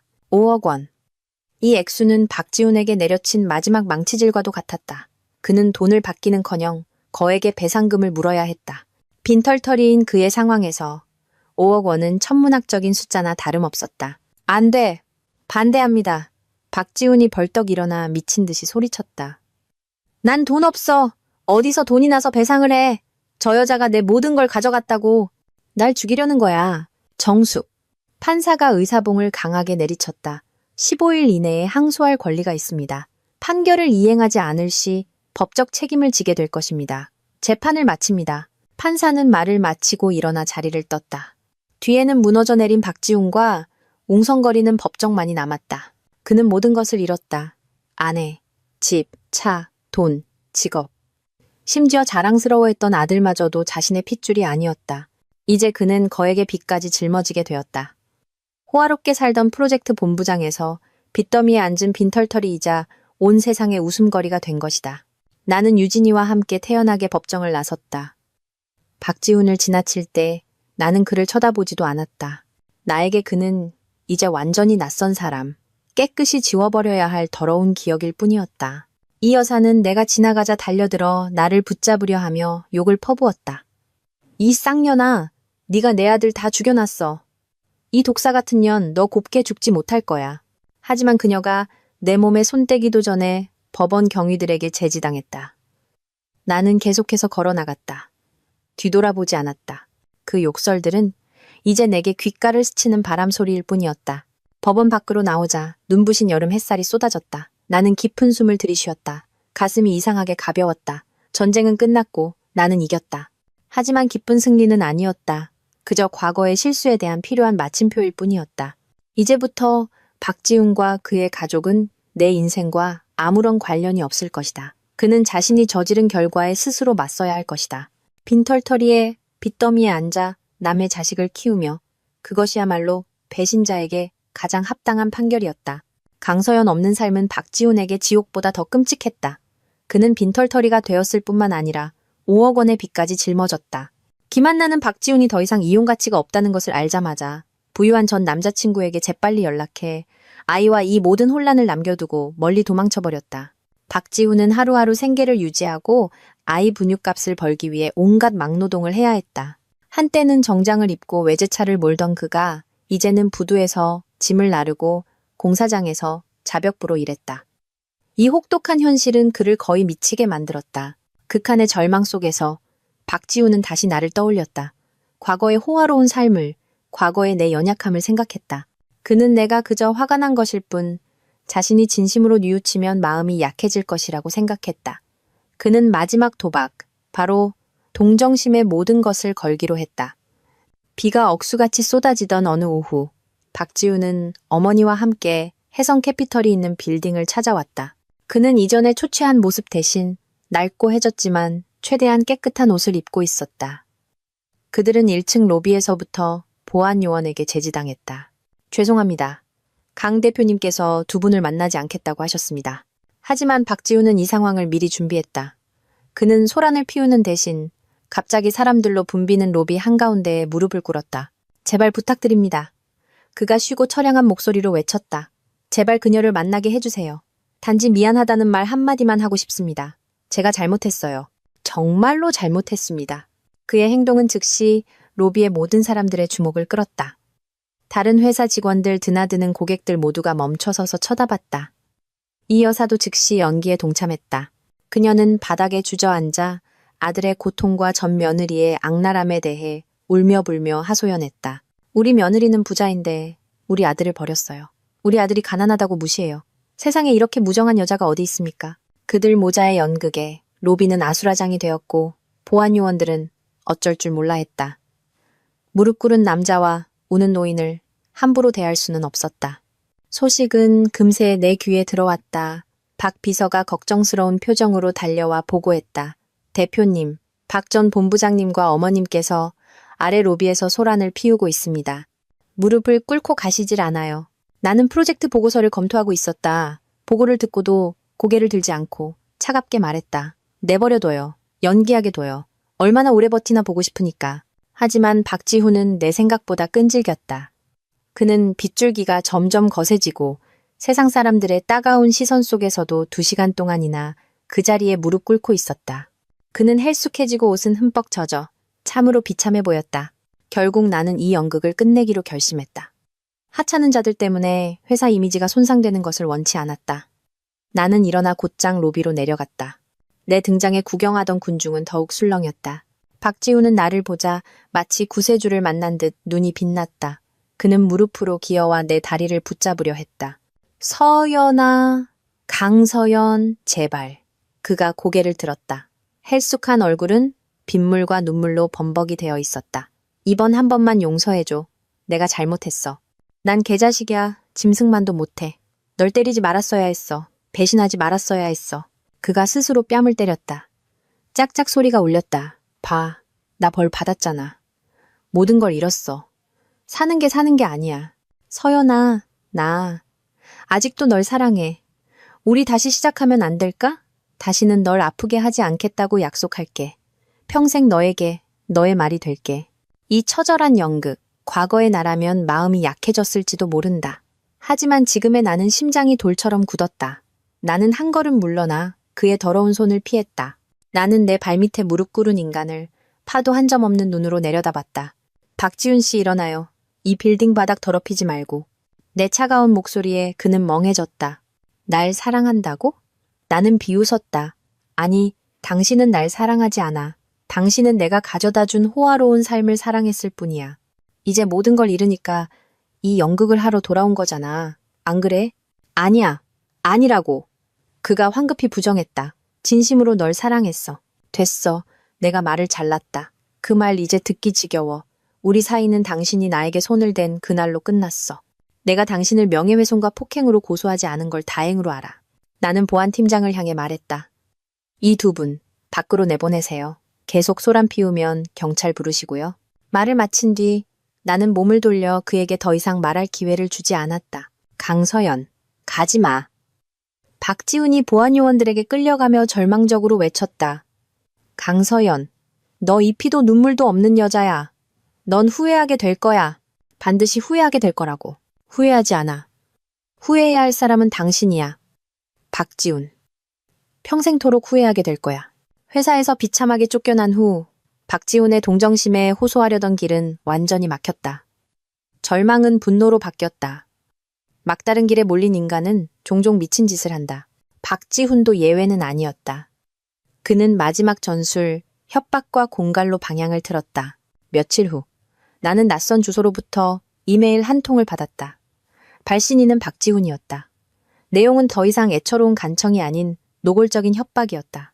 강서연, 사람을 너무 막다른 길로 몰지 마. 네가 가장 두려워하는 게 명예를 잃는 거라는 거 알아. 네 투자 펀드는 지금 한창 성장 중이지. 만약 지금 여자 대표의 사생활이 복잡하다거나 전 남편을 잔인하게 대했다거나 심지어는 불투명한 사업 비밀이 있다는 식의 불리한 소문이 돈다면 투자자들이 어떻게 반응할까? 그는 계속했다. 나도 프로젝트 본부장이었어. 네 비밀 몇 가지는 알고 있지. 그게 신문 일면에 실리는 걸 원치는 않겠지? 100억 원을 줘. 입막은 비용이라고 생각해. 돈 받으면 네 인생에서 즉시 사라져 줄게. 그러지 않으면 예정을 생각하지 않는다고 날 탓하지 마. 나는 이메일을 읽고 실소를 금할 수 없었다. 사업 비밀? 프로젝트를 말아먹는 것밖에 못하는 주제에 무슨 비밀을 안다는 건가? 그는 자신을 너무 과대평가하고 있었다. 명예에 관해서라면 그는 그런 근거 없는 소문이 나를 무너뜨릴 수 있다고 생각하는 걸까? 나는 이메일에 답장하지 않았다. 내 침묵이 박지훈을 격분시킨 듯했다. 다음 날 그는 또 다른 이메일을 보냈다. 이번에는 그가 증거라고 생각하는 몇몇 자료가 첨부되어 있었다. 그것은 그가 의도적으로 왜곡해서 해석한 낡은 프로젝트 기획서 몇 개에 불과했다. 이건 시작에 불과해, 강서연. 생각할 시간 3일을 주지. 3일 후에도 내 계좌에 100억 원이 없으면 이 자료들은 서울의 모든 주요 언론사에 뿌려질 거야. 나는 이 연극을 완전히 끝내야 한다고 생각했다. 박지훈 같은 거머리가 내 인생에 계속 들러붙게 둘 수는 없었다. 나는 그를 한적한 카페에서 만나자고 했다. 이 인간의 얼굴을 보는 것은 이번이 마지막이 되길 바랐다. 박지훈은 약속 장소에 자신만만한 표정으로 나타났다. 그는 자신의 손에 내 약점이 쥐어져 있다고 생각했다. 어때? 잘 생각해봤어? 그가 내 맞은편에 앉아 비웃었다. 나는 아무 말 없이 조용히 태블릿 PC를 테이블 위에 놓고 화면을 그에게로 돌렸다. 100억 원 얘기하기 전에 당신이 먼저 봐야 할 게 있을 것 같은데. 화면에는 동영상 하나가 재생되고 있었다. 그것은 그날 병원 보안 카메라에 녹화된 영상이었다. 영상에는 박지훈이 소리치고 욕하며 나에게 무자비하게 손찌검하는 장면이 모든 각도에서 선명하게 녹화되어 있었다. 박지훈의 얼굴색이 즉시 변했다. 너 이거 어디서 났어? 알 필요 없어. 나는 차갑게 대답했다. 당신은 그냥 이 영상이 경찰에 넘어가면 상해죄로 기소될 거라는 것만 알면 돼. 징역 몇 년이면 충분할까? 그는 할 말을 잃었다. 나는 그가 정신을 차릴 틈도 주지 않고 다른 파일을 클릭했다. 이번에는 녹음 파일이었다. 알았어, 엄마. 걔 출장 가게 그냥 둬. 안나 병원에 데려갈 좋은 기회야. 걔 돌아올 때쯤이면 모든 게 끝나 있을 거고 나중에 천천히 회사 먹을 방법 찾아서 집에서 쫓아내면 돼. 걔는 여자고 애도 못 낳잖아. 아들 없으면 조만간 모든 걸 잃게 돼 있어. 그것은 내가 그날 밤 우연히 엿들었던 박지훈이 어머니와 통화하던 목소리였다. 내가 비밀리에 녹음해 둔 것이었다. 이것이야말로 내 진짜 히든카드였다. 자신의 목소리를 자신의 더러운 음모가 드러나는 것을 듣자 박지훈은 완전히 무너졌다. 그의 얼굴은 시체처럼 하얗게 질렸고 온몸이 떨렸다. 그는 나를 쳐다봤다. 그의 눈에는 더 이상 오만함이 아닌 극한의 공포만이 남아있었다.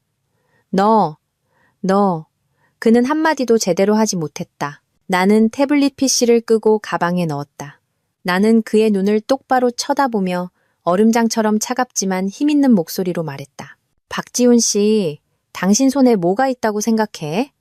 당신이 비밀이라고 부르는 것들은 내 눈에는 웃음거리일 뿐이야. 하지만 내가 가진 것들은 당신을 감옥에 보내고도 남아. 내 말 뜻 알겠어? 그는 미친 듯이 고개를 끄덕였다. 식은땀이 등을 흠뻑 적셨다. 100억 원. 나는 비웃었다. 이제 선택지를 주지. 하나, 이 돈을 가지고 나는 지갑에서 몇백만 원쯤 되는 돈다발을 꺼내 테이블에 던졌다. 상하이든 어디든 꺼져버려. 다시는 내 눈앞에 나타나지 마. 둘, 우리 경찰서에서 만나. 선택해. 박지훈은 테이블 위에 돈다발을 보다가 공황 상태에 빠진 눈으로 나를 쳐다봤다. 그는 자신이 졌다는 것을 알았다.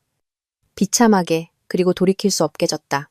그는 떨리는 손으로 돈을 움켜쥐어 주머니에 쑤셔넣고는 비틀거리며 일어섰다. 감히 내 눈을 똑바로 쳐다보지 못했다. 나 첫 번째 걸로 할게. 말을 마친 그는 마치 악마에게서 도망치듯 황급히 카페 밖으로 뛰쳐나갔다. 나는 혼자 남아 식어버린 커피를 마저 마셨다. 마지막 연극은 마침내 막을 내렸다. 그 인간은 이제 내 인생에서 영원히 사라질 것이다. 박지훈이 내 인생에서 완전히 사라진 후 나는 주변 공기마저 맑아진 듯한 기분을 느꼈다. 하지만 진정으로 새로운 삶을 시작하기 위해서는 과거의 흔적을 철저히 청산해야 한다는 것을 알았다. 내가 가장 먼저 한 일은 강남의 빌라를 매물로 내놓는 것이었다. 그 집은 아름다웠고 부모님의 정성이 담긴 곳이었지만 너무나 많은 아픈 기억을 담고 있었다. 집안 구석구석이 박지훈의 모습과 한때 행복이라 믿었던 거짓된 나날들을 떠올리게 했다. 나는 배신의 그림자가 어른거리는 공간에서 살고 싶지 않았다. 유진이는 내 결정에 조금 놀랐다. 정말이야, 서연아? 아주 좋은 집인데. 확실해. 나는 단호하게 대답했다. 난 완전히 새로운 시작이 필요해. 그걸 가지고 있으면 벗어날 수가 없어. 나는 높은 가격에 팔든 낮은 가격에 팔든 상관하지 않았다. 그저 빨리 처리하고 싶었다. 황금 입지와 고급스러운 디자인 덕분에 빌라는 금방 새 주인을 찾았다. 계약서에 서명하는 날, 나는 조금도 아쉽지 않았다. 오직 수년간 내 등을 짓누르던 무거운 껍데기를 벗어던진 듯한 엄청난 해방감만이 있었다. 다음으로 나는 혜성캐피털의 대대적인 개혁을 단행하기로 결정했다.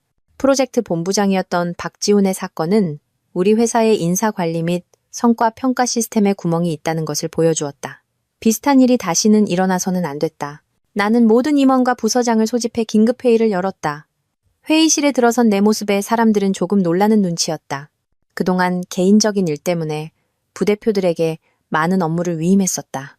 몇몇은 내가 가정사 때문에 일에 소홀해졌고 내 입지가 흔들리고 있다는 좋지 않은 소문을 퍼뜨리기 시작했다.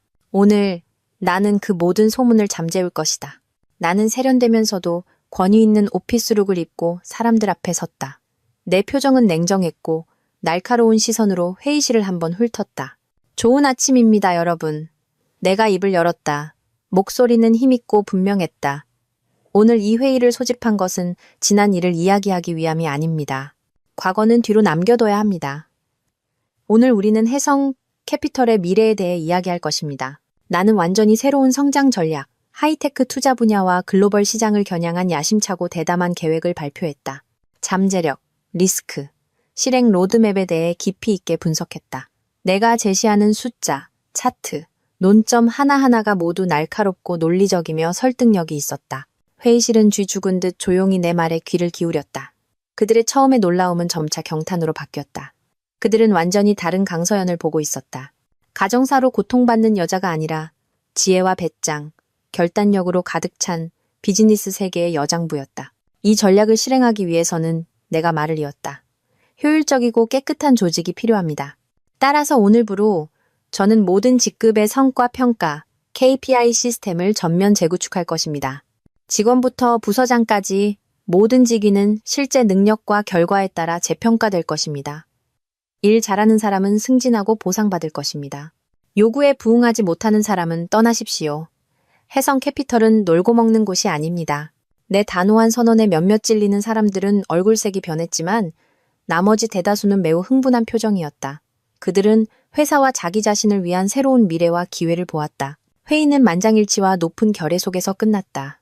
모두가 떠난 후 나는 혼자 회의실에 서서 커다란 유리창 너머로 화려한 서울의 풍경을 바라보았다. 폭풍은 지나갔다. 실패한 결혼의 잿더미는 나를 묻어버리기는커녕 나를 더 강하고 굳건하게 다시 태어나게 했다. 과거는 청산되었고 미래는 눈앞에 활짝 열려 있었다. 그리고 나 강서연은 그것을 정복할 준비가 되어 있었다. 반년이 눈 깜짝할 사이에 지나갔다. 서울의 후텁지근한 여름은 부드러운 가을 날씨에 자리를 내주었다. 끔찍한 폭풍우를 겪은 내 삶은 마침내 평온을 되찾았다.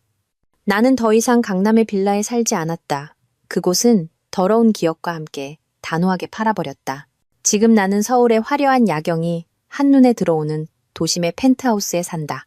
더 작지만 온전히 내 것이고 과거의 흔적은 전혀 없다.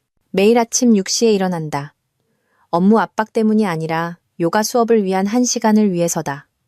나는 깊게 숨 쉬는 법을 배우고 내면의 평온을 느낀다. 요가 강사는 내 기운이 많이 변했다고 했다. 더 이상 날카로운 방어 기제가 아니라 차분하고 내면에서 우러나오는 강인함이 느껴진다고. 혜성 캐피털의 업무는 강력한 개혁 이후 활기찬 궤도에 올랐다. 내가 처음에 제시했던 대담한 프로젝트들은 적지 않은 의구심에 부딪혔지만 이제는 막대한 수익을 창출하며 모든 억측을 잠재우고 나의 확고한 위치를 증명했다. 나는 더 이상 무언가를 증명하기 위해 애쓸 필요가 없었다. 능력과 결과가 가장 강력한 대답이었다. 주말에는 더 이상 일에 파묻혀 살지 않는다. 부모님과 시간을 보낸다. 따뜻한 집밥을 먹고 그분들의 두서없는 이야기를 듣는다. 내가 실패한 결혼의 그늘에서 완전히 벗어난 것을 보고 부모님도 마음을 놓으셨다. 평생을 비즈니스 세계에서 살아오신 아버지는 내 어깨를 두드리며 한마디 하셨다. 우리 딸, 이제야 진짜 어른이 다 됐구나. 오늘 오후에는 최유진과 조용한 찻집에서 만났다. 내 가장 친한 친구는 여전히 날카롭고 에너지 넘쳤다. 꼴 좀 봐. 유진이가 차를 한 모금 마시며 내 머리부터 발끝까지 훑어봤다. 여자는 역시 누구에게도 속하지 않을 때가 가장 아름다워. 이 아우라는 여자인 나도 반하겠다. 나는 웃음을 터뜨렸다. 놀리지 마. 그냥 마음이 편해져서 그래. 단순히 편해진 게 아니야. 유진이가 진심 어린 눈으로 말했다. 자유로움이지. 예전엔 네가 아무리 강해도 네 눈엔 항상 박지훈이라는 보이지 않는 족쇄가 있었어. 항상 그의 감정을 생각해야 했고 그의 체면을 세워줘야 했지. 하지만 지금은 오직 너 자신만을 위해 살잖아. 지금의 네가 진짜 너야. 강서연. 나는 그녀의 말을 조용히 곱씹었다. 맞다. 예전엔 사랑을 위해 자격 없는 한 남자를 위해 살았다. 스스로 족쇄를 차고 스스로 피곤해했다. 이제 그 족쇄가 풀리니 바깥 세상이 얼마나 넓고 푸른지 깨달았다. 고마워, 유진아. 네가 없었다면 내가 이렇게 쉽게 모든 걸 극복하지 못했을 거야. 우리 사이에 고맙다는 말이 필요해? 유진이가 웃었다. 네가 잘 사는 것, 그게 나한테 최고의 보답이야. 아, 근데 요즘 우리 대표님 눈에 들어온 남자는 없어? 나는 고개를 저었다. 아직 그런 생각 없어. 당분간은 이 싱글 라이프를 즐기고 싶어. 사랑은 이제 나에게 가장 중요한 것이 아니었다. 있어도 좋고 없어도 괜찮다. 나는 스스로에게 행복을 주는 법을 배웠다. 완전해지기 위해 누구에게도 의지할 필요가 없었다. 우리는 한참 더 수다를 떨었다. 부드러운 오후 햇살이 창문으로 들어와 모든 것을 황금빛으로 물들였다. 나는 거리를 바쁘게 오가는 사람들을 보며 마음이 이상하게 평화로워지는 것을 느꼈다. 폭풍은 정말로 지나갔다. 맑게 갠 하늘과 나를 기다리는 새로운 산만이 남았다. 내 삶은 그렇게 평온하게 흘러갔다. 나는 일과 자기 관리, 그리고 내가 사랑하는 사람들에게 집중했다. 박지훈이라는 이름과 그에 대한 기억은 마치 시간에 두꺼운 먼지가 쌓인 채 마음속 어딘가 구석에 던져진 듯했다. 일부러 잊으려 한 것이 아니라 단순히 더 이상 신경 쓰지 않게 된 것이다. 그는 나에게 타인, 그 이상도 이하도 아니었다. 그러던 어느 날 기업인들을 위한 한만찬회에서 우연히 한 이야기를 듣게 되었다. 이야기의 화자는 오랜 사업 파트너인 왕 회장이었다. 그는 다른 몇몇 사람들과 한 대형 부동산 그룹 회장의 귀한 아들에 대해 이야기하고 있었다. 다들 모르셨죠? 그진 회장네 아드님이 요즘 골치 아픈 일 하나 처리하느라 애먹었답니다. 왕 회장이 목소리를 낮추며 흥미로운 표정으로 말했다. 듣자 하니 밖에서 끼고 살던 어린 애인이 글쎄 다른 제비 놈이랑 놀아나서 애까지 낳았다는 거 아닙니까? 낳고 나서야 들통이 났대요. 진도련님이 화가 머리끝까지 나서 그 제비놈을 사람시켜서 반쯤 죽여놨다고 하더군요. 근처에 서 있던 나는 와인잔을 든 채 그 말을 듣고 살짝 멈칫했다. 이야기가 어딘가 익숙했다. 다른 사람이 호기심에 물었다. 정말입니까? 그 제비놈은 누구인데 그렇게 간이 큽니까? 듣자 하니 예전에는 꽤 잘 나가던 놈이었답니다. 전처 회사에서 본부장인가 뭔가 했다더군요. 왕 회장이 경멸 가득한 목소리로 말을 이었다. 근데 멍청하게 바람 피우다가 마누라한테 빈털터리로 쫓겨났대요. 돈 떨어지니 막 나가서 진 도련님 애인한테부터 한몫 챙기려다가 남의 자식을 자기 자식인 줄 알고 받은 거죠. 정말 온 세상에 웃음거리가 따로 없어요. 왕 회장이 이름을 명확히 밝히진 않았지만 나는 그들이 말하는 사람이 바로 박지훈이라는 것을 알았다. 전처가 대표, 바람, 빈털터리, 남의 아이를 착각, 모든 디테일이 완벽하게 일치했다. 그랬구나. 내가 모든 것을 폭로한 후 기만나는 진짜 애인이었던 진 회장네 아들에게 발각되었던 것이다. 그리고 불쌍한 뻐꾸기 아빠 박지훈은 그의 분풀이 대상이 되었던 것이다. 나는 박지훈이 어떤 일을 겪었을지 상상할 수 있었다. 구타, 모욕, 그리고 다시는 입도 뻥긋하지 말라는 협박까지. 나는 통쾌하지도 동정심이 들지도 않았다. 마음속에는 오직 이상한 평온함만이 있었다. 그가 받아 마땅한 결말이었다. 뿌린 대로 거두는 법. 인과응보라는 말은 틀린 적이 없었다. 그는 나에게 폭력을 썼고 이제 다른 사람에게 폭력으로 되갚음 당했다. 이 순환은 그 자신이 시작했고 그 자신이 그 결과를 짊어져야 했다. 나는 조용히 몸을 돌려 발코니로 나갔다. 서울의 밤바람이 부드럽게 불어왔다. 나는 와인 한 모금을 마셨다. 씁쓸한 맛이 입안에 퍼졌다. 며칠 후 최유진에게서 전화가 왔다. 서연아, 소식 들었어? 박지훈 소식? 내가 태어나게 되물었다. 알고 있었네. 유진이가 웃었다. 경찰 쪽 친구한테 들었는데 갈비뼈 몇 대가 부러져서 시골로 도망쳤대. 빚더미에 앉아서 조상 대대로 물려온 집까지 팔아서 빚 갚고 있다고 하더라. 그 어머니는 충격으로 쓰러져서 누워만 계신다던데. 정말 뿌린 대로 거두는 거지. 그래? 나는 감정 없이 대답했다. 조금 더 통쾌하지 않아? 유진이가 물었다. 나는 잠시 침묵하다가 말했다. 아니, 유진아. 이제 아무 감정도 없어. 그 사람이 지금 어떻게 살든 죽든 나한테는 더 이상 중요하지 않아. 그는 이미 낡은 책의 한 챕터일 뿐이고 나는 이미 오래전에 새로운 페이지를 넘겼어. 맞다. 박지훈의 인생이 아무리 비참해도 더 이상 나와는 관련이 없었다. 나는 자격 없는 사람에게 너무 많은 시간과 감정을 낭비했다. 이제 나는 내 삶과 나를 진정으로 사랑하는 사람들에게만 집중하고 싶었다. 배신자의 소식은 나에게 그저 스쳐 지나가는 바람일 뿐, 내 평온한 마음의 호수에 어떤 파문도 일으키지 못했다. 큰 프로젝트의 성공을 축하하기 위해 나는 나와 전 직원에게 자원봉사를 겸한 휴가를 선물하기로 결정했다. 우리의 목적지는 경치는 아름답지만 주민들의 삶은 여전히 어려운 강원도의 한 산골 마을이었다. 우리는 그곳 초등학교 아이들에게 줄 책과 옷, 학용품을 잔뜩 셔갔다. 낡고 해진 옷을 입고 맨발로 뛰어다니면서도 작은 선물을 받고 눈을 반짝이는 아이들을 보며 내 마음은 형언할 수 없는 따뜻함으로 차올랐다. 행복은 때로 이렇게 단순했다. 모두가 아이들과 게임을 하고 선물을 나눠주는 동안 나는 학교 운동장 구석에 웅크리고 앉아있는 한 여자아이를 발견했다. 얼굴은 창백했고 이마에는 식은땀이 송골송골 맺혀 있었다. 나는 급히 다가가 아이의 이마에 손을 얹었다. 불덩이 같았다. 아이는 고열에 시달리고 있었다. 괜찮니? 내가 걱정스럽게 물었다. 아이는 그저 고개를 저을 뿐 눈빛에는 두려움이 가득했다. 선생님들은 보건소가 너무 멀고 길도 험해서 가기 어렵다고 했다. 내가 어쩔 줄 몰라 하고 있을 때 학교 보건실에서 한 남자가 걸어 나왔다. 그는 낡았지만 깨끗하고 잘 다려진 흰 가운을 입고 있었다. 키가 크고 마른 체형에 각진 얼굴은 차분하고 믿음직스러운 인상을 주었다. 아이가 열이 높네요. 그가 말했다. 목소리는 나지막하고 침착했다. 그는 재빨리 아이의 체온을 재고 의료 가방에서 해열제 하나를 꺼냈다. 괜찮아요. 그냥 감기 몸살이에요. 약 먹고 좀 쉬면 괜찮아질 겁니다.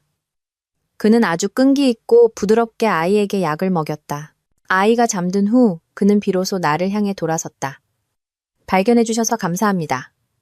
저는 강신우라고 합니다. 여기서 의료봉사를 하고 있어요. 그가 손을 내밀며 부드럽게 미소 지었다. 안녕하세요. 저는 강서연입니다. 나는 그의 손을 잡았다. 그의 손바닥은 따뜻하고 단단했다. 여기 의사 선생님이세요? 주말에만 옵니다. 그가 설명했다. 평일에는 도립병원에서 일하는데 여기가 의료 환경이 너무 열악해서 틈틈이 와서 돕고 있습니다. 나는 그를 보며 마음속 깊은 곳에서 존경심이 우러나왔다. 경쟁과 계산으로 가득한 이 사회에서 여전히 그처럼 자신의 시간과 노력을 소박하고 의미 있는 일에 기꺼이 바치는 사람이 있었다. 그는 내가 늘 만나는 멋진 정장을 입고 거창한 말만 늘어놓는 남자들과는 완전히 달랐다. 정말 존경스럽습니다. 나는 진심으로 말했다. 강신우는 그저 웃었다. 별거 아닙니다. 다른 사람을 돕는 것도 기쁨이니까요. 서연 씨 일행도 마찬가지잖아요. 여러분이 가져온 선물들이 여기 아이들에게는 큰 기쁨이 됩니다. 우리는 잠시 더 서서 이야기를 나눴다. 그는 이곳 사람들의 삶과 그들이 겪는 어려움에 대해 이야기해 주었다. 나는 내일과 내가 추진하는 투자 프로젝트에 대해 이야기했다. 우리는 완전히 다른 세상에서 왔지만 삶을 바라보는 방식과 인간적인 가치에서 공감대를 찾았다. 우리 일행이 떠날 준비를 할 때 강신우는 나를 문 앞까지 배웅했다. 만나서 반가웠습니다. 강서연 씨. 다시 뵐 기회가 있기를 바랍니다. 저도요, 강 선생님. 차가 출발했다. 나는 창밖으로 여전히 서서 손을 흔드는 그의 모습을 보았다. 따뜻하고 부드러운 감정이 마음속에 스며들었다. 우리가 정말 다시 만날 수 있을지는 몰랐다. 하지만 이 우연한 만남은 내 삶에 새로운 활력을 불어넣는 시원한 바람 같았다. 그것은 첫눈에 반한 사랑도 강렬한 떨림도 아니었다. 그저 부드러운 시작. 세상 어딘가에는 여전히 좋은 남자와 평등하고 진실한 관계가 나를 기다리고 있다는 희미한 희망의 빛이었다. 어쩌면 나는 다시 한번 마음을 열 준비가 되었는지도 모른다. 봉사활동을 마치고 서울로 돌아온 나는 새로운 에너지로 일에 몰두했다. 가난한 산골 마을, 순수한 아이들, 그리고 강신우라는 이름의 의사. 그 이미지들은 가끔 내 마음속에 떠올라 이 삶에는 수익률 숫자 외에도 많은 의미 있는 것들이 있음을 상기시켜 주었다. 나는 강신우에게 먼저 연락하지 않았고 그도 마찬가지였다. 우리는 그저 한 지점에서 우연히 만났다가 각자의 길을 계속 가는 두 개의 직선과도 같았다. 하지만 나는 그 만남이 내게 지워지지 않는 흔적을 남겼다는 것을 알았다. 긴 하루 일과를 마친 어느 날 저녁, 나는 빌딩 맨 위층 사무실에 혼자 서 있었다. 불을 켜지 않고 밖에 마천루에서 쏟아지는 빛이 들어오게 두었다. 환상적인 풍경이었다. 내가 서 있는 이 펜트하우스는 수년간의 끊임없는 노력의 결과물이었다. 나는 와인 한 잔을 따르고 천천히 발코니로 나갔다. 밤바람이 시원하게 불어왔다. 아래를 내려다보니 자동차 불빛들이 마치 반딧불이처럼 바쁘게 흘러가고 형형색색의 광고판이 반짝였다. 서울의 밤은 참으로 아름다웠다. 오만하고 강력한 아름다움. 나는 한때 박지훈과 함께 이곳에 서서 우리가 함께 이룬 성과를 바라보는 것이 내 행복이라고 생각했다. 한 남자의 사랑이 내 인생의 가장 평온한 안식처라고 생각했다. 내가 틀렸다. 진정한 행복은 한 남자에게서 혹은 결혼 생활에서 오는 것이 아니었다. 그것은 나 자신의 가치에서 온다. 그것은 누구의 눈치도 보지 않고 나 자신이 되고 내 꿈을 좇고 내 인생을 스스로 결정할 수 있는 자유에서 온다. 박지훈과의 결혼에서의 추락은 나를 고통스럽게 했지만 값비싼 교훈을 주었다. 그것은 내가 의지해야 할 유일한 사람이 바로 나 자신이라는 것을 깨닫게 했다. 내면의 힘, 경제적 독립, 그리고 정신적 자립이야말로 누구도 빼앗아갈 수 없는 가장 소중한 자산이었다. 폭풍은 지나갔다. 과거의 잿더미는 나를 묻어버리기는커녕 불사조처럼 그 속에서 나를 더 강하고 찬란하게 다시 태어나게 했다. 나는 와인 한 모금을 마셨다. 달콤 쌉싸름한 맛이 퍼졌다. 나는 더 이상 씁쓸함이나 증오를 느끼지 않았다. 이제 내 마음에는 평온과 미래에 대한 굳건한 믿음만이 있었다. 어쩌면 언젠가 나는 다시 사랑을 할지도 모른다. 그 사람이 강신우일 수도, 혹은 다른 자격 있는 남자일 수도 있다. 하지만 사랑을 하든 안 하든 그것은 더 이상 중요하지 않았다. 왜냐하면 나는 혼자서도 온전하고 행복한 삶을 살 수 있다는 것을 알기 때문이다. 나는 미소 지었다. 마음 깊은 곳에서 우러나오는 진짜 미소였다. 나는 별이 가득한 밤하늘을 올려다보며 마치 온 세상을 품에 안은 듯한 기분을 느꼈다. 강서연, 너는 여왕이 되기 위해 왕이 필요 없어. 너는 이미 너만의 왕국을 가졌고 세상에서 가장 좋은 것들을 누릴 자격이 충분해.